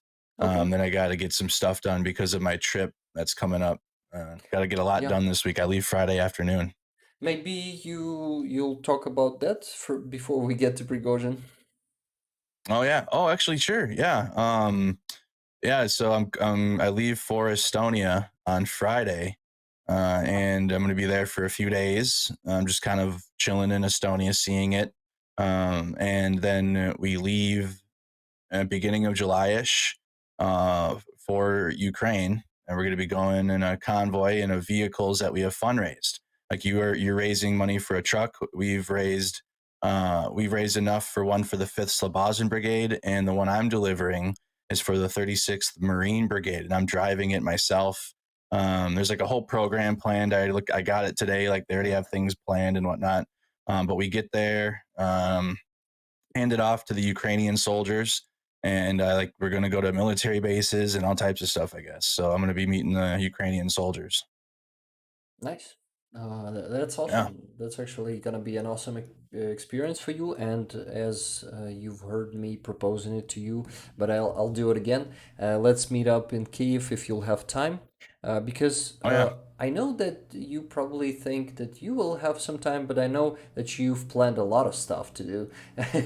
So we'll It looks like they have actually. The only thing I personally tried to plan has been getting down to Kherson because I have connections down there. But hmm I don't even know if that's going to happen. I'm just really going off of. It's hard to plan. It really is because I've Yeah. never been there. I don't know. It's just I don't know. So I'm probably going to be limited to what the program plans are. But obviously, I mean, I already told them like they're staying in a place and I'm staying in my own. Like I go against the grain regardless. So we'll have time to meet up and hang Nice, out and chat. nice. Then We I'm definitely glad. will. Yeah. Yeah, Then yeah, then we'll I will make time. great. Then we'll be reporting to you guys. Does Kiev have a curfew? Yeah, it has a curfew. 11. It's like 11, I believe, or something. It's 12 right Okay, now, so it's easy. oh wow, okay. Yeah, So if I mean at nighttime too, if you're ever free, I'm sure like I'll be free in the evenings. yeah, yeah. We can We can hang meet. out. This is funny being able to talk about meeting you in person and having a conversation. It's wild to think of. Yeah, yeah, it's interesting, right? When you come to Yeah. Ukraine, there are so many new interesting things that you can do. um, Oh yeah. I would love to take you to some places here in Kiev. Probably, I'm not sure that we'll have time this time because you're coming only for 3 days, right? A As you few told days. me, a A few a days. few days. Yeah. Not sure about three, but yeah, you just will keep coming to Ukraine. I'm sure of that because you'll love it here. Oh yes. Oh, It's a I'm gonna be going more than just this once because I wanted to stay longer, but like I told you, I'm the type where I need a structure the first time, even though yeah, I'll break it a sure, little bit, but I need to like go into it knowing exactly what I'm doing or like the foundation of what I'm doing, and then the next time I go, I'll be able to like freestyle it and do what I got to do and stay longer and plan longer. If I got to get a visa or whatever, I don't need that for now, but if I want to stay for like a month or whatever in the future, then I'm yeah, gonna have to look into other that's things. cool. And then I'm definitely gonna take you to some places in here because there are some places that were touched by war. Maybe you'll get there this time. Here in Kiev Oblast, it's there are some places like Bucha or Irpin. They are pretty close. I think you'd like to see some of that, and there's Mm, something to see there. But there are also some beautiful places in here, just in Kiev or just mm, near Kiev. I on the last stream this Sunday, I've shown to people some recordings. Oh shit, sorry, some recordings of a great site near Dnipro River here in Vytachiv. It's not far from Kiev. It's a village, I guess, and it's on a mountain and at the riverside. It's beautiful there. So yeah, places like this and many of the different places. Ukraine is beautiful. You'll like it here, I'm sure of it. And I'm more than certain. I'm more than certain. I mean, just from what I've seen, I mean, the city looks beautiful, yeah, beautiful it city. is. It was horrible watching it. I mean, that was my as horrible as it listening to the sirens, but in the morning time when we were watching and I was streaming the live cameras in my dawn and seeing the sunrise and the birds and everything, like I'm pretty excited honestly to see the city. To be Yeah, honest, that's cool. Um, I'm glad to hear that you come in here and with such a great initiative, you're bringing a truck to the army. Thank you, man. Thank you for the efforts. of Thank you course, for helping the armed forces of Ukraine. of course. So, So, Prigozhin. yeah, yeah. Let's talk about that for a little bit. What are your thoughts on it? Okay, I'm getting confused because Russians are doing everything to confuse us with that. Yes.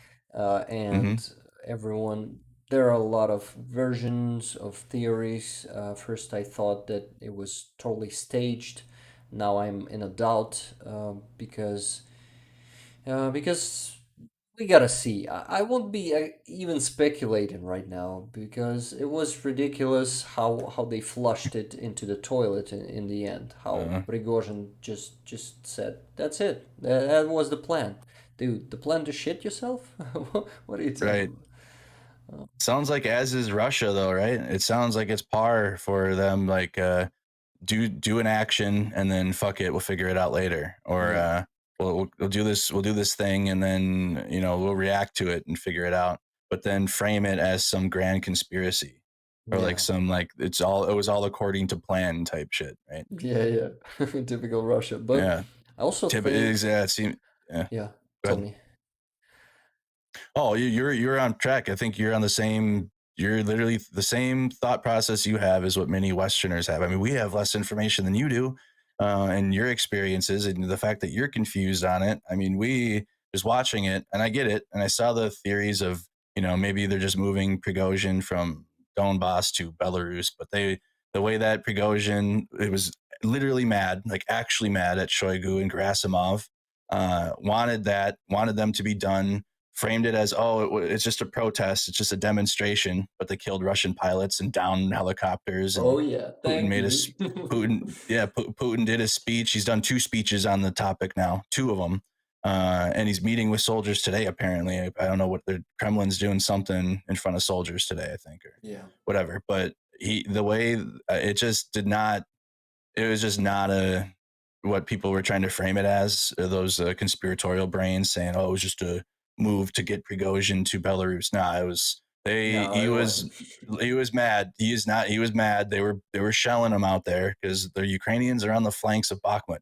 Ukrainian armed forces are on the flanks. The Third Separate Assault Brigade is to the north and to the south. So Prigozhin knows that Bakhmut, and he's been crying about it. He's been crying that Bakhmut's going to go back under Ukrainian control since early this year, and saying that the Ukrainians were going to flank them. And I've been watching them, and I've been tracking what the Wagner group is saying. They're equally horrible. They need to be equally charged for their war crimes. I mean, absolute degenerate organization. But that Yeah. being said, their posts and their infighting with the Kremlin, they have revealed truths of the situation. And so, with the truths that they are revealing, I mean, obviously, you see the Ukrainians flanking them. They tried to leave, and the Russians shelled them, bombed them as they were trying to leave. So you can kind of see Prigozhin's anger, obviously, with Shoigu and Gerasimov not getting ammo.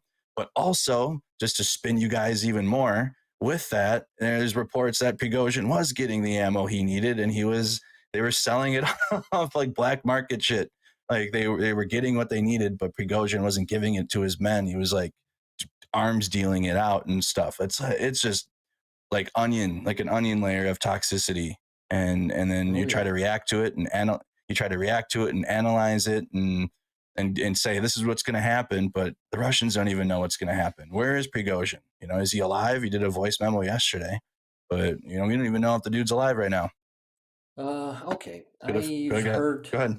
a great information yesterday. It actually goes from a pretty reliable analytic here in Ukraine who is not just talking. He's not, well, he's a public figure, but he's just a guy from our biggest, how do you call this one?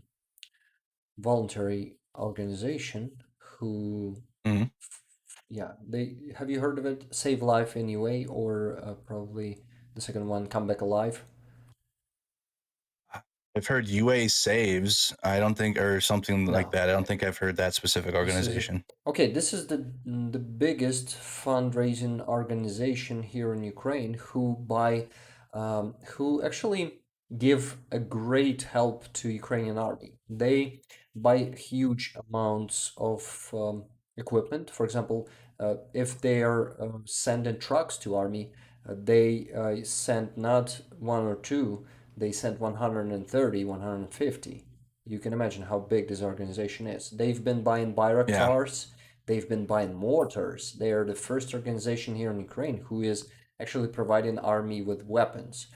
They've been buying mortars, 120 millimeters mortars for the armed forces, and now they have huge projects. For example, right now they're raising about 330 million hryvnias. It's Wow. about, yeah, I guess it's about how many? Around $100 million, right? Pretty big sum of money. Just That's a lot a of bit money. less. Yeah, and Yeah. they are pretty reliable. They have their even their analytics branch where they analyze Russians' actions and what's happening on the front line. They have a contact with all the brigades, all the Ukrainian brigades, and they try to develop the approaches on the supplying of Ukrainian army. They always in contact with brigades. They know what they need. All those night vision devices, it's the most important right now, and uh, not only that, they're actually doing a bigger job. They're analyzing the front line and What I wanted to say that one of them, the head of analytics department, he told yesterday they were doing a stream, and he told us that it's not that simple. Prigozhin is not a person like not alone. There's a group of people who are doing. He's just a public part of that group of people. I see. I see. They have Because reality. Yeah, go ahead. yes. Go ahead. They have that. Hmm, how do you call them? Shit. They have different branches of power in Kremlin, and that branch which stands behind Prigozhin, it's not just him. He's just like a public speaker of that group of people, and they've probably been transferring the power from Ministry of Defense. It's just not gonna happen like this. They're gonna put Shoigu back in time. And have you heard of Dumin? We've started hearing about him. Yes.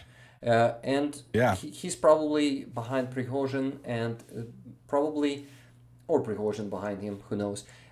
So they work united there, and Yeah. he's probably going to be taking some positions there. And it's actually this analytic, Ukrainian analytics said that it's actually not very good because that guy is dangerous.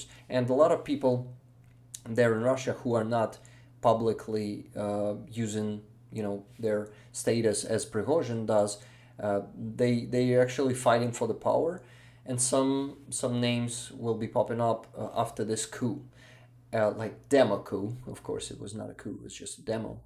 Right. But I just That's wanted what to, Prigozhin says. That's like their fallback though. Their mutiny. Like they're yeah. saying, oh, it was just a demonstration. No Russian blood was shed, but there was, right? Like But they we just have, even his voice message is right. Yeah. sorry, man. Go ahead. Continue No, because you're good. I You're talk good. too You make much. yeah. You know you talk plenty. It's just perfect. It's lots of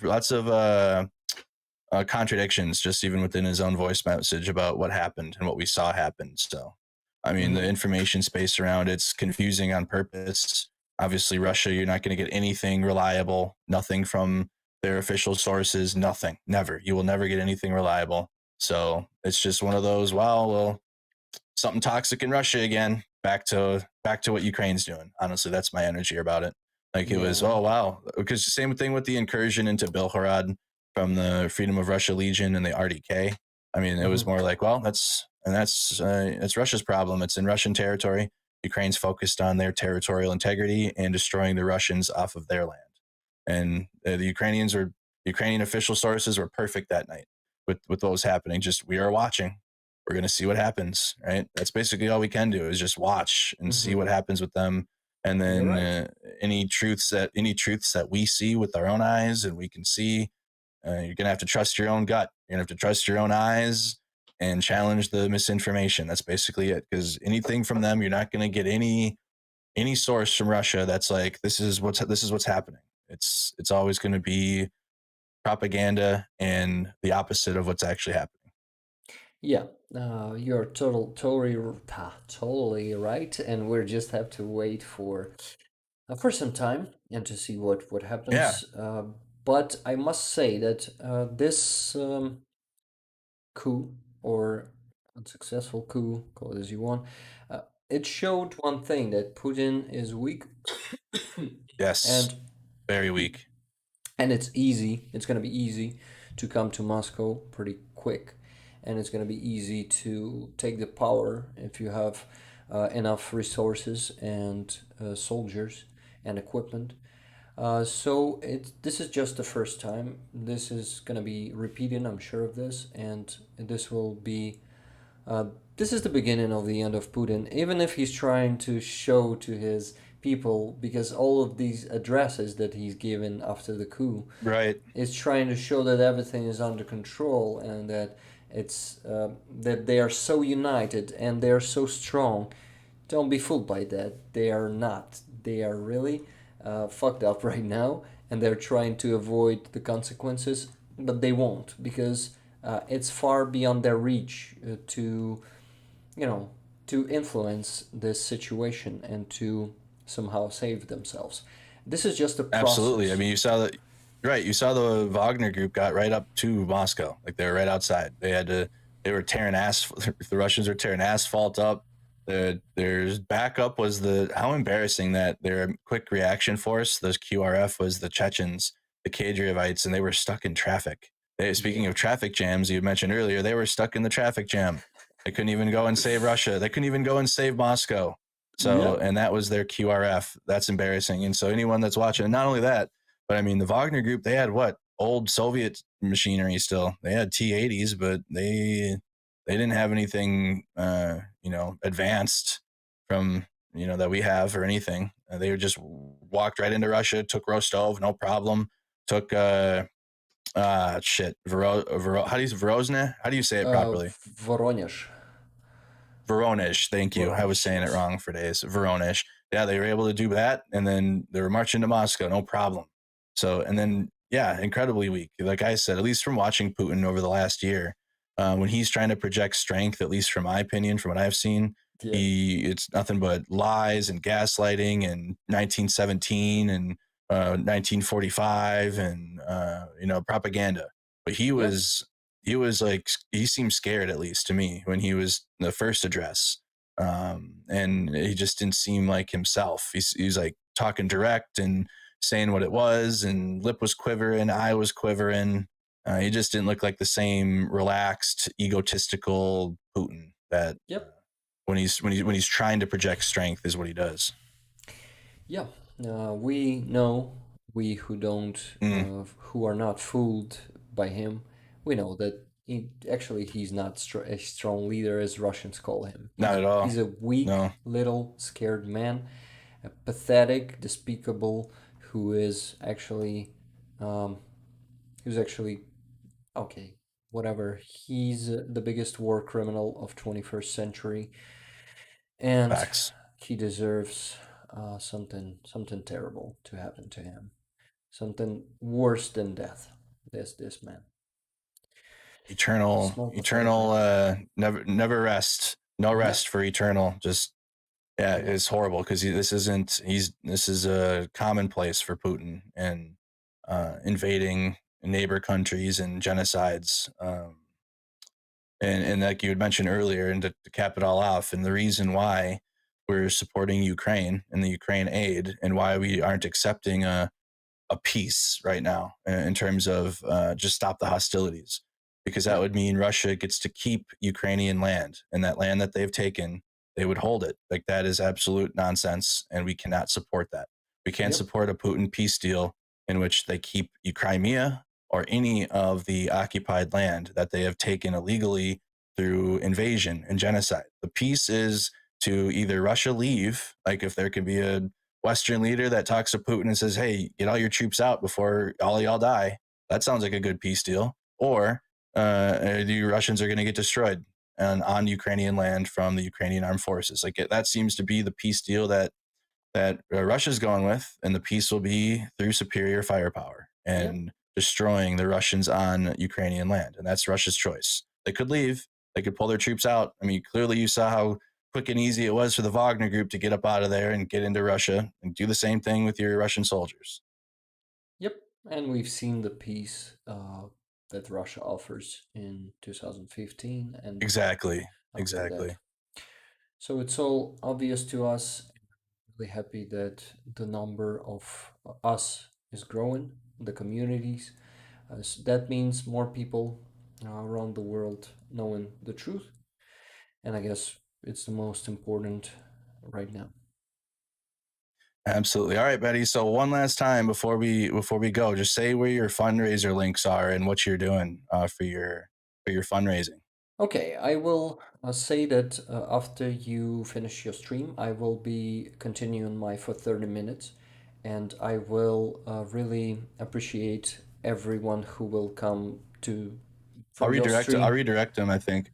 Yeah, from I your think I can stream redirect. to mine to see the ending of the stream. I will redirect the money we raised on my PayPal to the Yep. jars. We'll be yeah, looking to closing the small fundraiser and all that stuff. And yeah, just to finish everything up, and maybe people will have some questions too. And links are in the description of the stream, of my stream. You will find them there. If you aren't able to uh, donate directly through those links, you can use my PayPal. It's also there in the description, and we'll do that. Thank you. Thank you so much, buddy. I'm going to redirect everyone into your stream that's hanging out in mine. All right. So you're going to get a big viewer bump.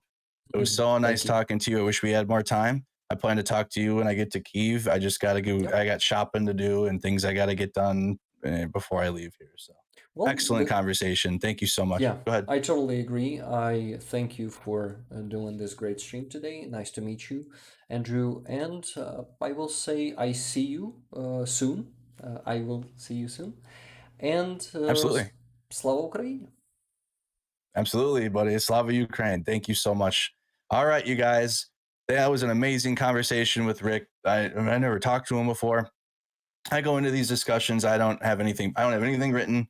Like I take mental notes like when they're talking, and I come back to it. But I should start writing it down more because I forget once in a while. But I don't have anything prepared. I don't have interview questions. We just kind of it's vibes, just all vibes on Mercado Media and discussions that we have. If you want to check out any of the other discussions that we've held, because we've talked to Brandon Mitchell from Ukraine, the best I can, Ukraine Matters, Georgie. We've also talked to Chaz from Pearson, who I have his address now Oh, great guy. for things to send to him. So if you want that, you're gonna have to join our Discord server and our Telegram channel, and I will post Chaz's address because I know some of you guys wanted to send him care packages and whatnot too while he's out there in Kherson. So I'll put that in the communities. All right, and also I'll share it when we talk to him again. I'm going to have Chaz on again in the future.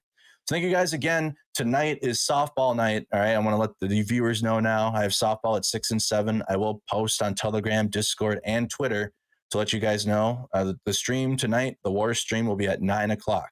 9 p.m. Central, 10 p.m. Eastern. So it was just like it was last week. I have my softball stream and then news afterwards because I got to get outside. I got to get some sun. I got to get out there. And it's my last softball game for weeks now because I'm going to be gone. Then I get back and then I'm gone again because I'm going to Florida for my birthday. So we're going to be pretty busy. And then I'm going to get out there. I got more equipment coming. I'm going to do a video and hopefully by tomorrow I'll have it posted just saying, hey, we're going to Ukraine. This is what we're doing. And I'll see you guys then. All right. So leave a like on the stream. Subscribe to the channel. We got Snack Squad softball tonight at 6 o'clock, at 7 o'clock. And then the war stream is at 9 o'clock Central, 10 o'clock Eastern. So keep it up. I'll schedule the war stream before I leave for softball so you can go and get your notification. You'll see it there and you'll see it on the YouTube homepage. Saying on Facebook, I can't schedule. So you guys just have to wait around, but go to YouTube and you can see it there and at least get a notification and then come back to Facebook if you want. But join our Telegram, join our Discord, follow me on Facebook, Twitter, TikTok, Instagram. We're on everything. Just search Mercado Media or myself and you can find me on all of the social medias. Have a good night, you guys, and I'll see you on the next one. Take care. Bye, Andrew.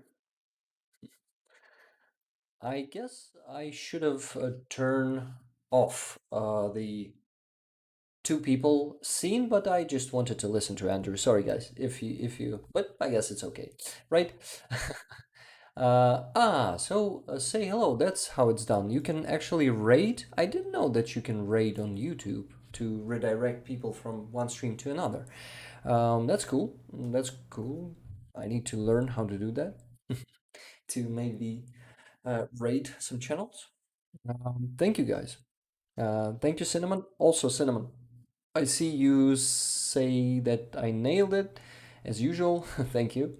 Thank you, man. Welcome, everyone, guys. You have an amazing community there. And thank you so much for your donations.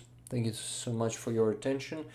Become a subscriber of this channel and come to my streams too. And we do them every Sunday. It's 7:30 p.m. my time. It's, I guess, if you take Andrew's time, it is about 11:30 a.m. That's it. And wow, a lot of messages there. Thank you so much for your activity. I see 270 people here on the stream. I guess it's a record. So yeah, thank you so much for being here, for listening to my story, and for supporting Ukraine, guys. Yeah, EST Mashumani is saying, yeah, giving you the time every Sunday at 20:30 EST, Eastern Standard Time it is, if I'm not mistaken. Loved it, says Karen L. Thanks, Rick and Mercado. Merc, yeah, you call Andrew Merc, I guess. Yeah, Karen, thank you. Thank you so much. A very merry unbirthday to you. On birthday? What do you mean by on birthday? It's a new word to me. What a great chat you had with Mercado, says Ukraine fuck Putin. Yep, thank you so much. This was great. I was happy to meet Andrew. Mushroomany, thank you so much for 5 gifted memberships. Wow, 336 people here right now. Wow, great new record. Thank you guys for coming and grab those gifted memberships. I still don't have many bonuses for the membership system, but I post the sneak peeks of interviews with Russian prisoners of war. Those dubs I make the sneak peeks of those dubs.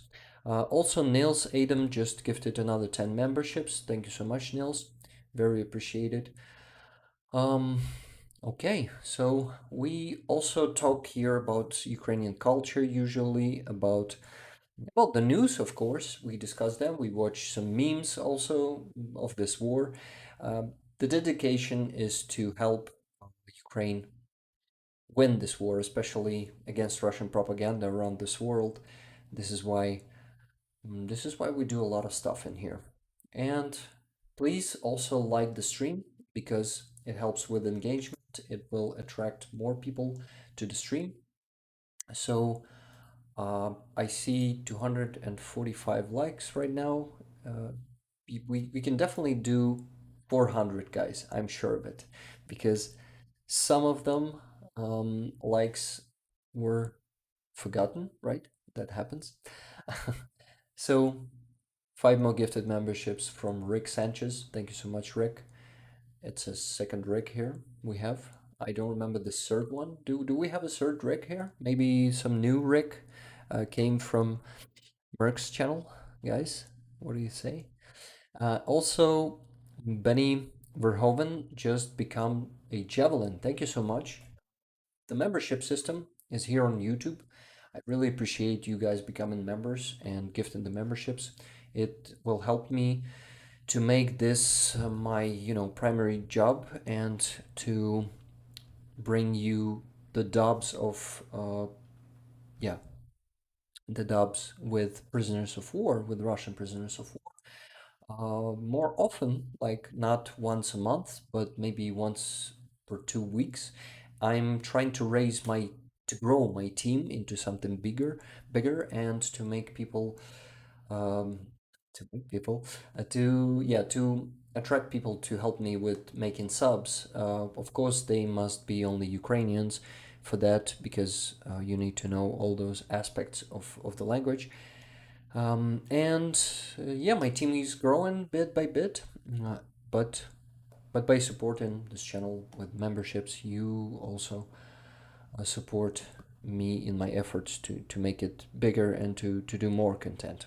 Also, Tana gifted 5 memberships. Thank you so much, Tana. Tana is a great um, person. She's my moderator and helping me a lot too with this channel, just like my other moderators. We have an amazing, friendly community in here, so you will be glad to meet some great people, and you also know a lot of those people because they have been following a lot of uh, Ukraine bloggers, and you know what I mean. Our communities are always intertwined because Ukraine unites, right? I just thought of it now. Ukraine unites all of us, unites great people. Thank you so much for so many gifted memberships. I saw the 5 from Ukraine Fuck Putin. I saw 5 from Aussie. Aussie, thank you so much. Great job, guys. Thank you very much. Yeah, just to uh, the last thing to talk about the channel and about support of this channel, I have a buy me a coffee and I have also the membership system there. So if you someday consider to support me there by becoming a member, I will really appreciate that and be grateful. We have a different tiers there, as you can see it on the screen. No, you cannot see it now. Just give me a second. I need to add the screen. Is it this one? Yeah, just want to show it to you on the screen, but it won't show. Yeah, I just need to add it like window capture. Sorry for these technical difficulties. Yeah, here it is. I need to make it smaller now, and yeah, you see that we have like a weapons. Each tier is a different weapon, and of course they are American weapons. We're really grateful to US for giving us this great machines of war that helped us defeating Russians. You see the Stinger, then Javelin, Bradley, Abrams, and HIMARS is still waiting for its own picture, but it's going to be also great. We also have the same emojis here in the chat, Stinger, Javelin, Bradley. So if you're a member, they are now available to you. Okay, guys, that's enough about about the support. Let's go back to the fundraiser. We managed to raise. Let me check. Almost $1,000. $25 also came from Tana. Tana, thank you so much, and $20 from Cinnamon. So in total, we have $985.24. This is a great result. Thank you, guys. And we still have about 20 minutes of the stream, maybe, yeah, about that, maybe 25.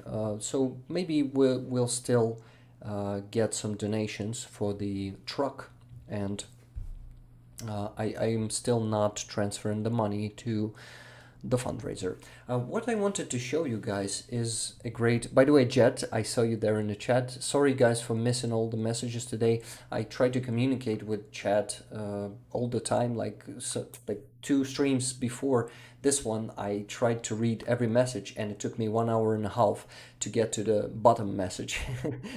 The channel is growing and I won't be able to do that in the future, but if you want to ask me a question, anyway, tag me in the beginning of your message and I will try to, yeah, if I see it, I will definitely answer. Now, I just received $10.37 from Robbie. Robbie, thank you so much. And what? And I wanted to show you the great channel of my friends. They are from Netherlands.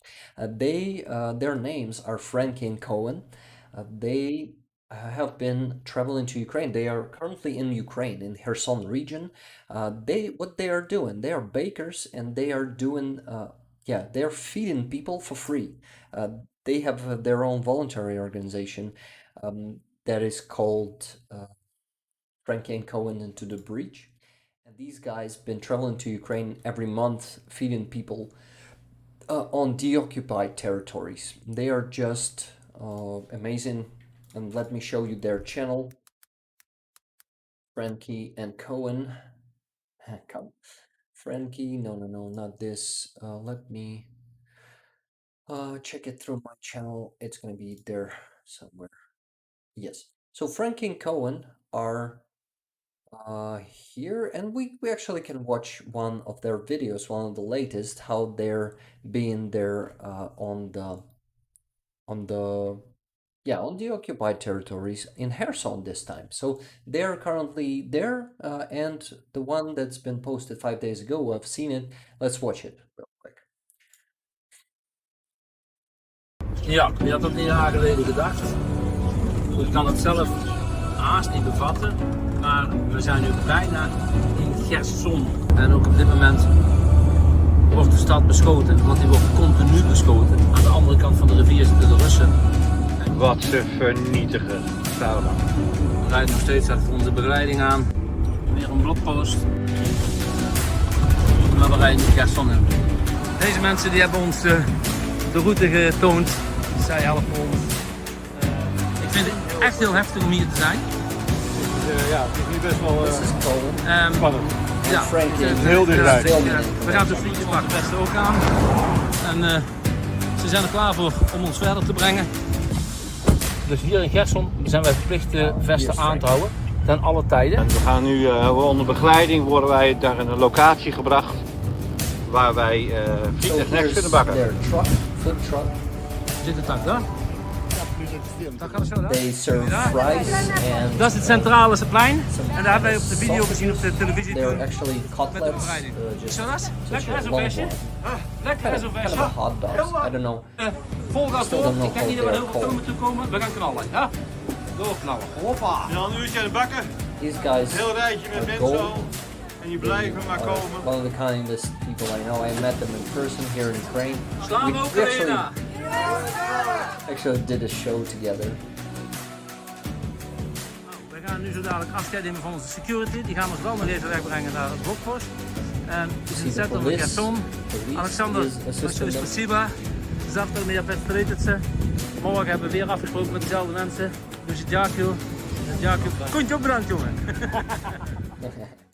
They are great guys. We had a great time together.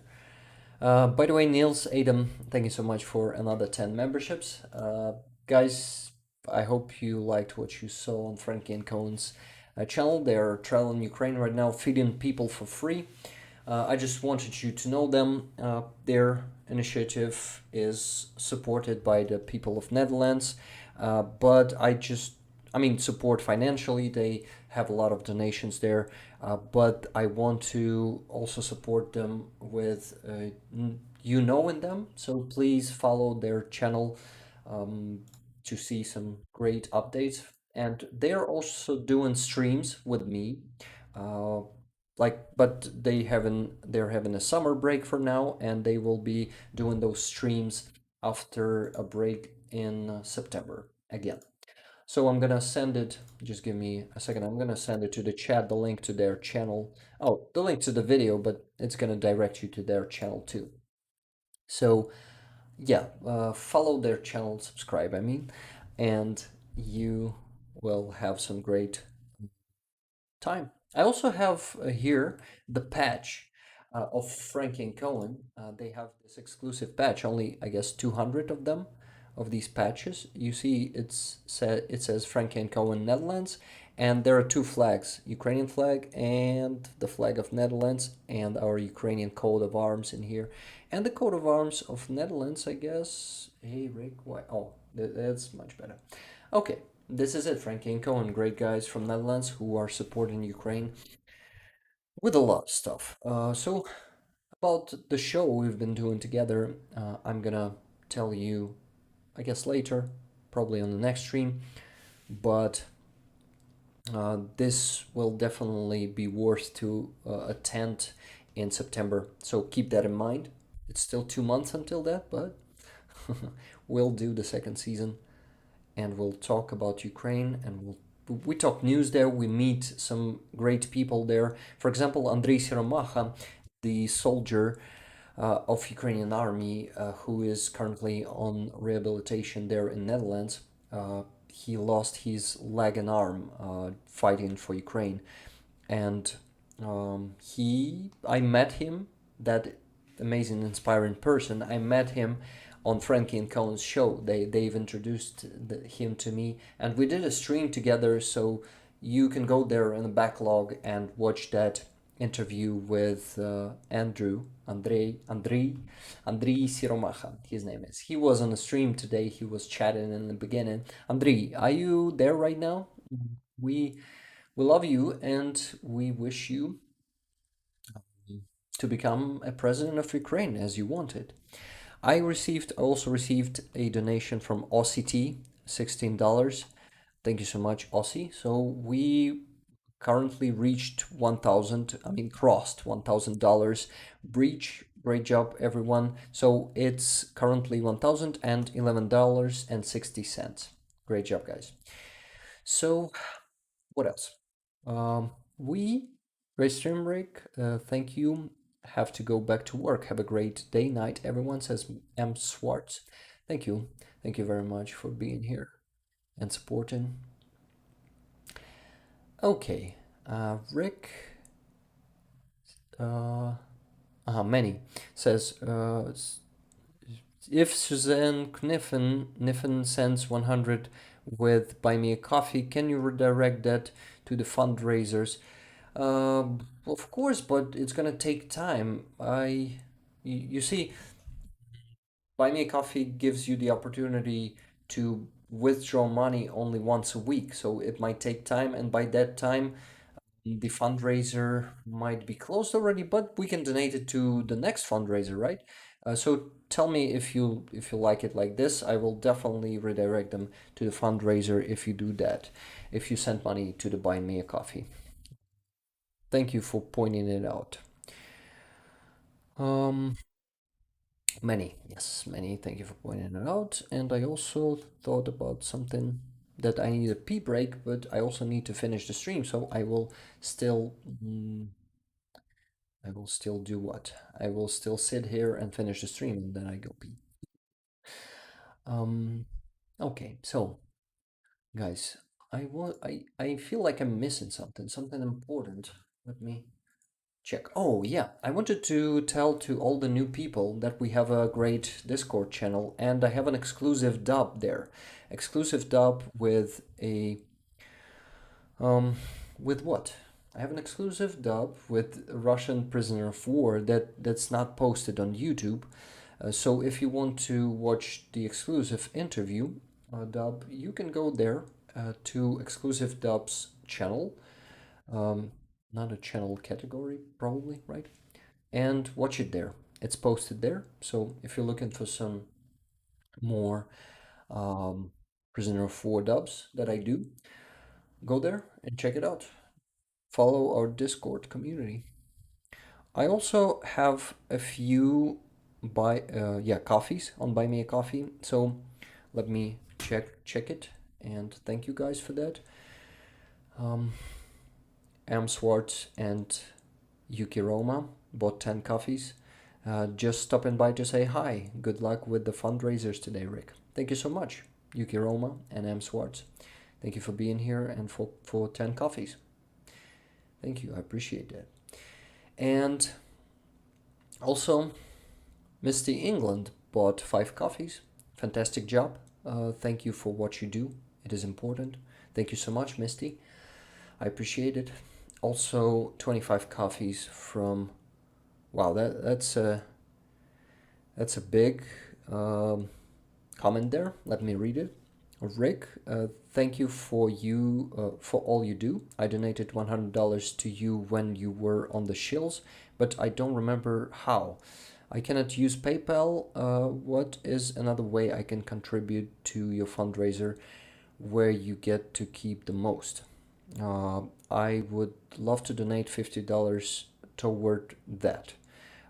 These are for you. Thank you. These 25 coffees, I appreciate them a lot. Thank you so much. And if you can't use PayPal, you can actually, okay, buy me coffee. If it was you, let me get the name just a second. Suzanne, if it was you who was sending these 25 coffees, actually,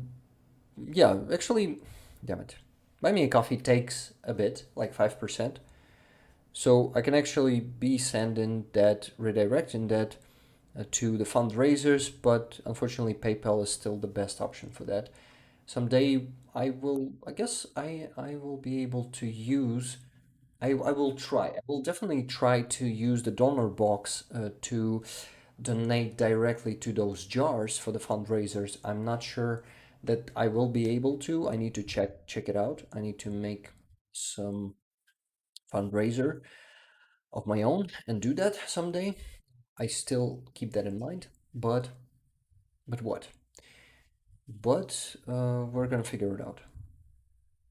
It could be buy me a coffee. Also, Misty England just become a $5 Patreon, a stinger. Thank you so much. But I forgot to say that Patreon is something that we're trying to avoid using because they've been supporting Russian propagandists and Russian soldiers.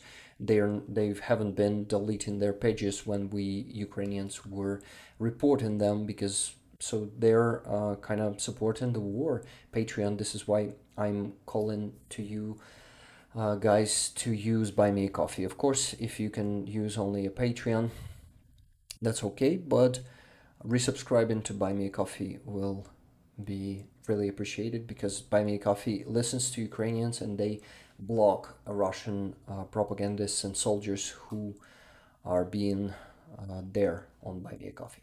So we respect Buy Me a Coffee and we don't respect Patreon. But I really appreciate these this membership. I'm sorry that that I didn't. Yeah, I didn't say it. Didn't say it before. Yes. Many ask another time. I'll get 200 then, says Suzanne. What are you talking about, guys? By the way, we have 294 likes. We probably can do 350, guys. I'm sure of it. Of course, the stream is not going to be long as it usual is. Is. So, what I wanted to say that. Yeah. Also, someone else bought me 3 coffees. Thank you so much. This was not. Your name is different on PayPal, right? Yeah, my name is there is Yaroslav. I won't say the second name, but you guys know what the second name is. But anyway, Yaroslav is my real name. It's actually the full version of my name. Yaroslav. The first short version of Yaroslav is Yarik, and the second, I mean, the shortest version of this short version is Rick. So I'm technically the real Rick, and it's my real name, just the short version of it. And Yaroslav is the full name. So when you go to PayPal, you see the name Yaroslav there. I really appreciate all the donations you've been making on PayPal. They will be redirected to the fundraiser jar right now. Thank you for letting me know, says Misty. Yeah, Misty, you didn't know. Now you know. So thank you very much for supporting. If you want to support me, again, with a membership, you should consider canceling it someday on Patreon and making the new one on Buy Me a Coffee. There's a membership system there too also, and it's much better than on Patreon. I told you why. Armand is asking me, Rick, do you have more of the video you paid the other day? Paid for the video? You mean played? Probably I have one for you guys. Let me. Where's my phone? Oh, here it is. I'm actually checking my phone and saying, "Where's my phone?" Asking, "Where's my phone?" No, guys, I think I won't be showing them today because I haven't prepared anything. So next time, next stream is gonna be as usual on Sunday. I will definitely show you some beautiful sites or places here in Ukraine, especially in Kyiv. So yeah, that's definitely gonna happen. But for now, Zhong is saying Patreon is like any other major money donating company. It cares about only one thing, that is money, no matter who it comes from. Well, for some reason, Buy Me Coffee doesn't do that. Like they do, but Buy Me Coffee is also a big company, right? So there's a difference. But you're right. You're right about Patreon. Um, Cash App.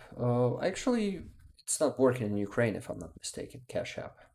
Yeah, Cash App is not working in Ukraine, so PayPal is actually something that started working only after the full-scale invasion. Before that, um, we could only send funds. Yeah, we could not receive funds. Can you imagine? On PayPal, we could not receive funds before the full-scale invasion. We could only send them. This is so stupid. So someone just sent $6.09. Thank you so much. Comment is next. Just contributing to your fundraiser from Evangelos. Cool. Good job, Rick. Slava Ukraini. Героям слава. I'm the Informer channel on YouTube. I set it up to be just extra voice for Ukraine. Great. thank you so much for the donation. So, what else? You guys, maybe you tagged me there. Thank you so much. Every little bit helps. Yes, every little bit helps. Even $1 donation makes a difference. Believe me, guys. I'm actually doing donations to almost every fundraiser I see here in Ukraine. I just donate not much, but trying to do it to every fundraiser. I donate 100 hryvnias, which is about $4. But yeah, I do my best to support almost every fundraiser. Yes. Anita K was saying something to Marshall Many. Hello, guys. I would love to mention all your names in the chat, but we just don't have time today. But I'm gonna be doing that on Sunday. Come to the Sunday stream. You can see how they usually are the on the channel. There's a there's a what? There's a recording of the last one there. We met Nick from End Time Show there. He came as a guest to the stream spontaneously. He was in the chat and I told him, "Hey Nick, do you join me right now?" And he joined me on the show and we had a nice conversation there. And there was my friend Jed from Canada there too.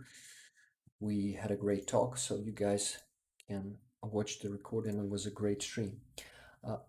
See 307 likes. Can we please do 350? We have 224 people here on the stream right now. Thank you for coming and staying, guys. So, what? So what? So, Rick, you must finally transfer money. And then, oh, yeah, but let's transfer money. Money, yes. Just a second. Oh, uh, and another 25 coffees from Suskniff. Thank you so much. This this means a lot. What else? Aha, Susan Kniff. So yes, I got it now. So do you want me? Okay, Susan, can you please join our Discord and DM me so I can figure it out because I'm a bit confused about these 25 double 25 coffees and I want you no, I want you to tell me what to do with them.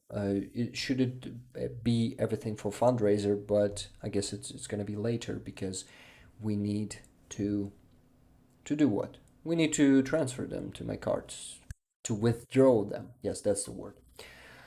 Okay, Aussie, thank you so much for 5 gifted memberships. I appreciate that a lot. And I wanted to go to the jar. Yes. 80, said Suzanne Niffen. Or Kniffen? Is it Niffen or Kniffen? Does K read? So what does 80 is OCT probably, right? So Suzanne, can you please tell me here in the chat these both 25 coffees should they go to the fundraiser because you were asking about doing that. You just or just go join the Discord and do what? And DM me. This will be less confusing if I can ask you directly. Okay, so guys, we do what? We do the closing of this fundraiser. Let's update it first. So we have 15,637 hryvnias there right now. So let me just get the exact sum of money. So get the exact sum that we need to add to this one to close it up. Just a sec. So it's going to be 23,830 minus 15,637.93. So it's going to be 8,192 hryvnias. Great. So what am I going to do? First, I'm going to tell you how much we raised on my PayPal. Just a second.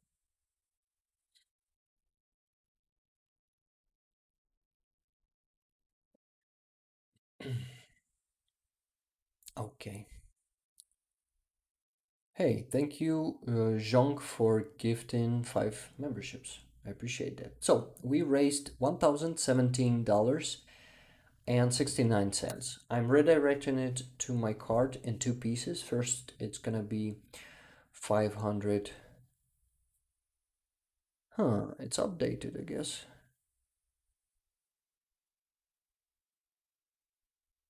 Ah, no. It's euro now. Someone was sending me euro to the PayPal. I didn't even know that it's not gonna be converting. So yeah, we're gonna be making it in 2 pieces. First, we're gonna transfer uh 500 euros. Yes, it's gonna be $544.31. Okay, got it. I was distracted by a chat for a second. So 500 euros. Let me transfer it.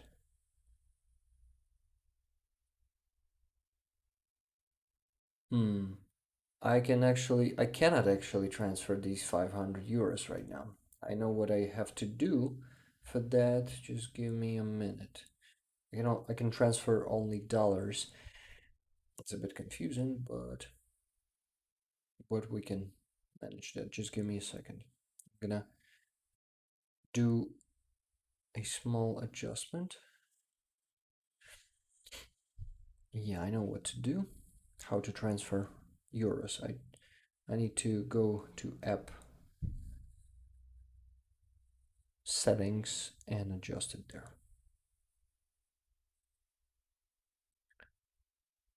Ooh, this is hot in here. I'm gonna open up the window, but it's too cold outside. That's confusing. Sorry for these technical pauses, guys. I just need to figure out how to do it right now. So just give me a sec. Sorry for the cough into the mic. It was probably loud. I can imagine.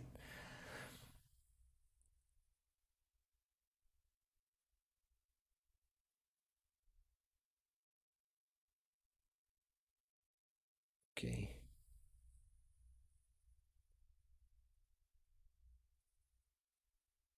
Got it.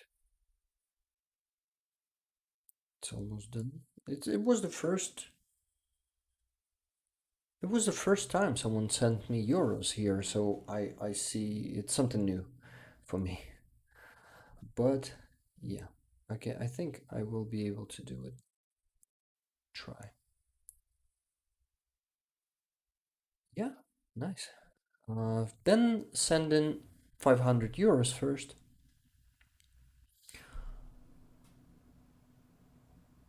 Damn, guys, chat is so active. Thank you for that. So, but it's still not. Hey, it's still not letting me do that. What the hell?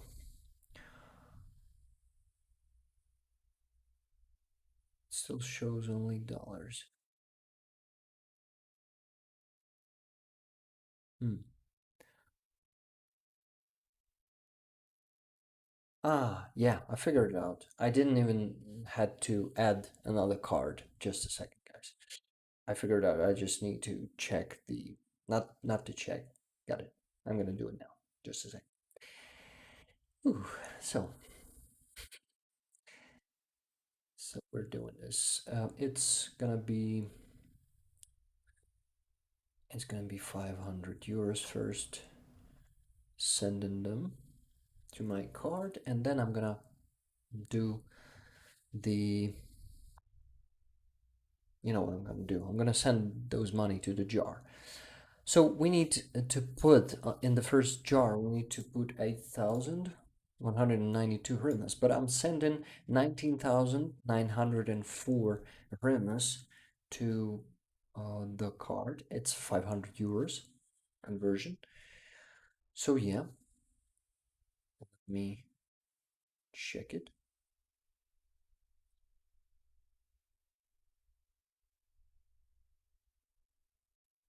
Yes, it worked. Hey, what are you doing? My phone is acting up. So Frustrating. Come on, dude. Not like this. What are you doing? Mm. Ugh. Okay. Okay, now it's working. Sorry for these complications, small complications, but we're gonna deal pretty fast. Not we, I'm gonna do. Rick, you're not we, you are. I just don't like when people say we about themselves. It's not my style at all. 19,900. Okay, 19,904. Oh no, I don't need to minus anything here. I just need to make this first donation. Let me do it. So it's going to be no 800 to close this first fundraiser, the small one. We need 8,192 if I'm not mistaken. Just give me a second. I was making a note here. Yeah, and 7 cents. Okay, so here it is. We're gonna be closing the fundraiser right now. I'm gonna, you know what? I'm gonna put the comment this time. It's not gonna be just from my community. It's gonna be also from Andrew's community. So let's give a comment that says from Rick, the Ukrainians, and Mercado Media Communities. Yes, amazing. Slava Ukraini. I'm gonna add Slava Ukraini. Great. So we're doing the donation and the progress bar will update right now on the stream. You will see it, guys. It's gonna be closed now. And it's closed. Thank you. I applaud to you guys for closing this fundraiser. Thank you so much for your donations. I'm happy that we could help this soldier. He's gonna be getting his equipment as soon as it's gonna be bought, and it's gonna be bought as soon as possible. So here it is. We donated more than 8,000 hryvnias, and I gotta calculate how much do we need to add from this part of our from these 500 euros to the second fundraiser. 19,904 hryvnias minus 8,092. It's going to be 11,712. Let's transfer this one. So it's a pickup truck. You see this fundraiser and the accordion progress bar. So we have 11,712 hryvnias left. Let me transfer it. I'm scanning the QR code now. Sorry for missing your messages, but you know, guys, how it works. I gotta focus on this and finally finish this because it takes too much time. So from Rick the Ukrainians and Mercado Media's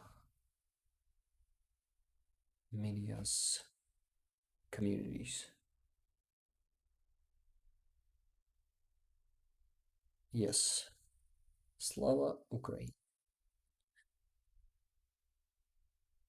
Amazing. Sending this one. Progress bar will update right now. It's gonna be, yeah, it's updated. It's already updated. 256,000. Great job, guys. Then we gotta transfer the rest of the sum that's left. Same email, names me out different names, but same. Got it. Okay, so I'm gonna go back to my PayPal and send the rest of the money. Just a second. Transfer money. Discard. Great. So, let me check how much we still. It's 473. Yeah, $73.38. 38 cents. Awesome. So I'm sending it now. And it's 17,311 hryvnias. Just a second. 17, 3, 10, 84. Good. Oh, let's make it even. And 11. Yes. 311. Done. And I guess I can send it to the jar. Give me a second to scan the progress bar. Hey, not progress bar, but the QR code. Forgot the word. Oof. Add in the same comment.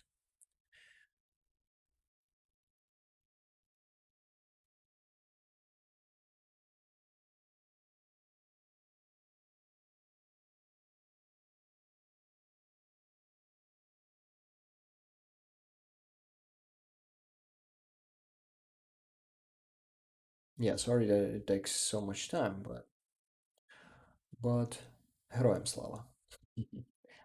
I'm just putting it into the comment.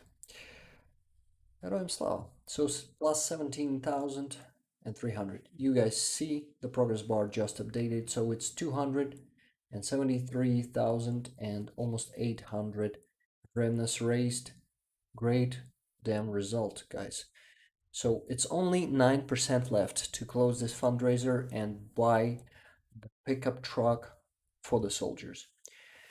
We are doing a great result. I mean, a great job together, and these streams were amazing. You guys are awesome. Thank you so much. We're so close to closing this one and moving to the next one. All thanks to you guys.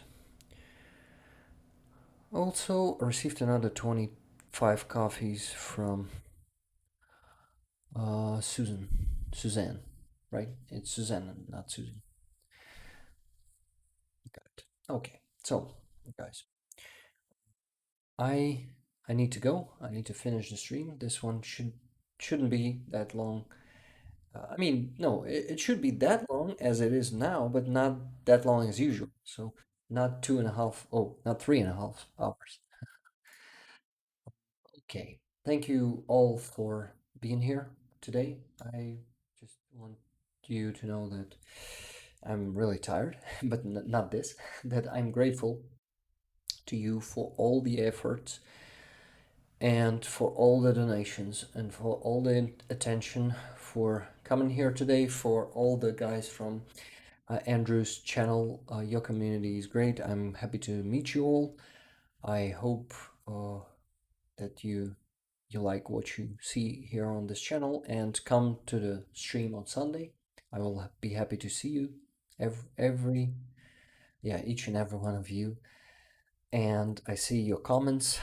I see all the great words of support and all the great stream comments. And I won't be able to read all of the messages here in the chat, but I appreciate it a lot. All the donations I will be receiving on PayPal after the stream. I will be redirecting them to the jar. So PayPal is always the priority for the fundraiser. Everything I will receive, I will redirect today. So maybe if anyone else still wants to donate, maybe we'll be able to close this fundraiser even before the next stream. Who knows? I see great comments, guys. I don't have powers to. Yeah, it's 300,000 hryvnias. It's about $8,000, I guess, something like that. Love you guys. Slava Ukraini says Doc. We love you too. Heroям Slava. Okay, let me see more comments. I'm still gonna read a couple of them. J Ray says, thank you, Rick. Stay safe. Slava Ukraini, Heroям Slava. Heroям Slava, J Ray. Thank you. Great stream, everyone, says Sekai. Sekai, thank you. Thank you for great moderation. You and you guys, all of you guys. Thank you for activity in the chat, support, donations, coffees, and subscriptions, of course, to the channel. This channel definitely needs them. Thank you, and learned so much from stream. Rick, says Jade Collins. Jade, nice to meet you, and really was happy to have this stream with Andrew and you guys. Great job tonight, mods. Definitely stay strong and run those orcs over with the Bradleys. Oh yeah, we'll be doing that. Not me, but still. Okay, guys, this is it. It's time to finish. I need to go, at least to pee. Thanks, great stream today, Armand. I'm still gonna be in the chat after the stream for 5 minutes. I'm gonna read your messages because chat is not closing with me pressing the end stream button. But yeah, I'm gonna read those messages. Okay, guys, I wanted to say that I'm sure that Russia will lose, that we will destroy all the orcs on our land, and they will destroy themselves on their land because there's definitely going to be a civil war in Russia, no doubt in it. And I love you all, my community. You're the best, and I'm happy to meet the new community. Welcome to my let's intertwine. Thank you guys.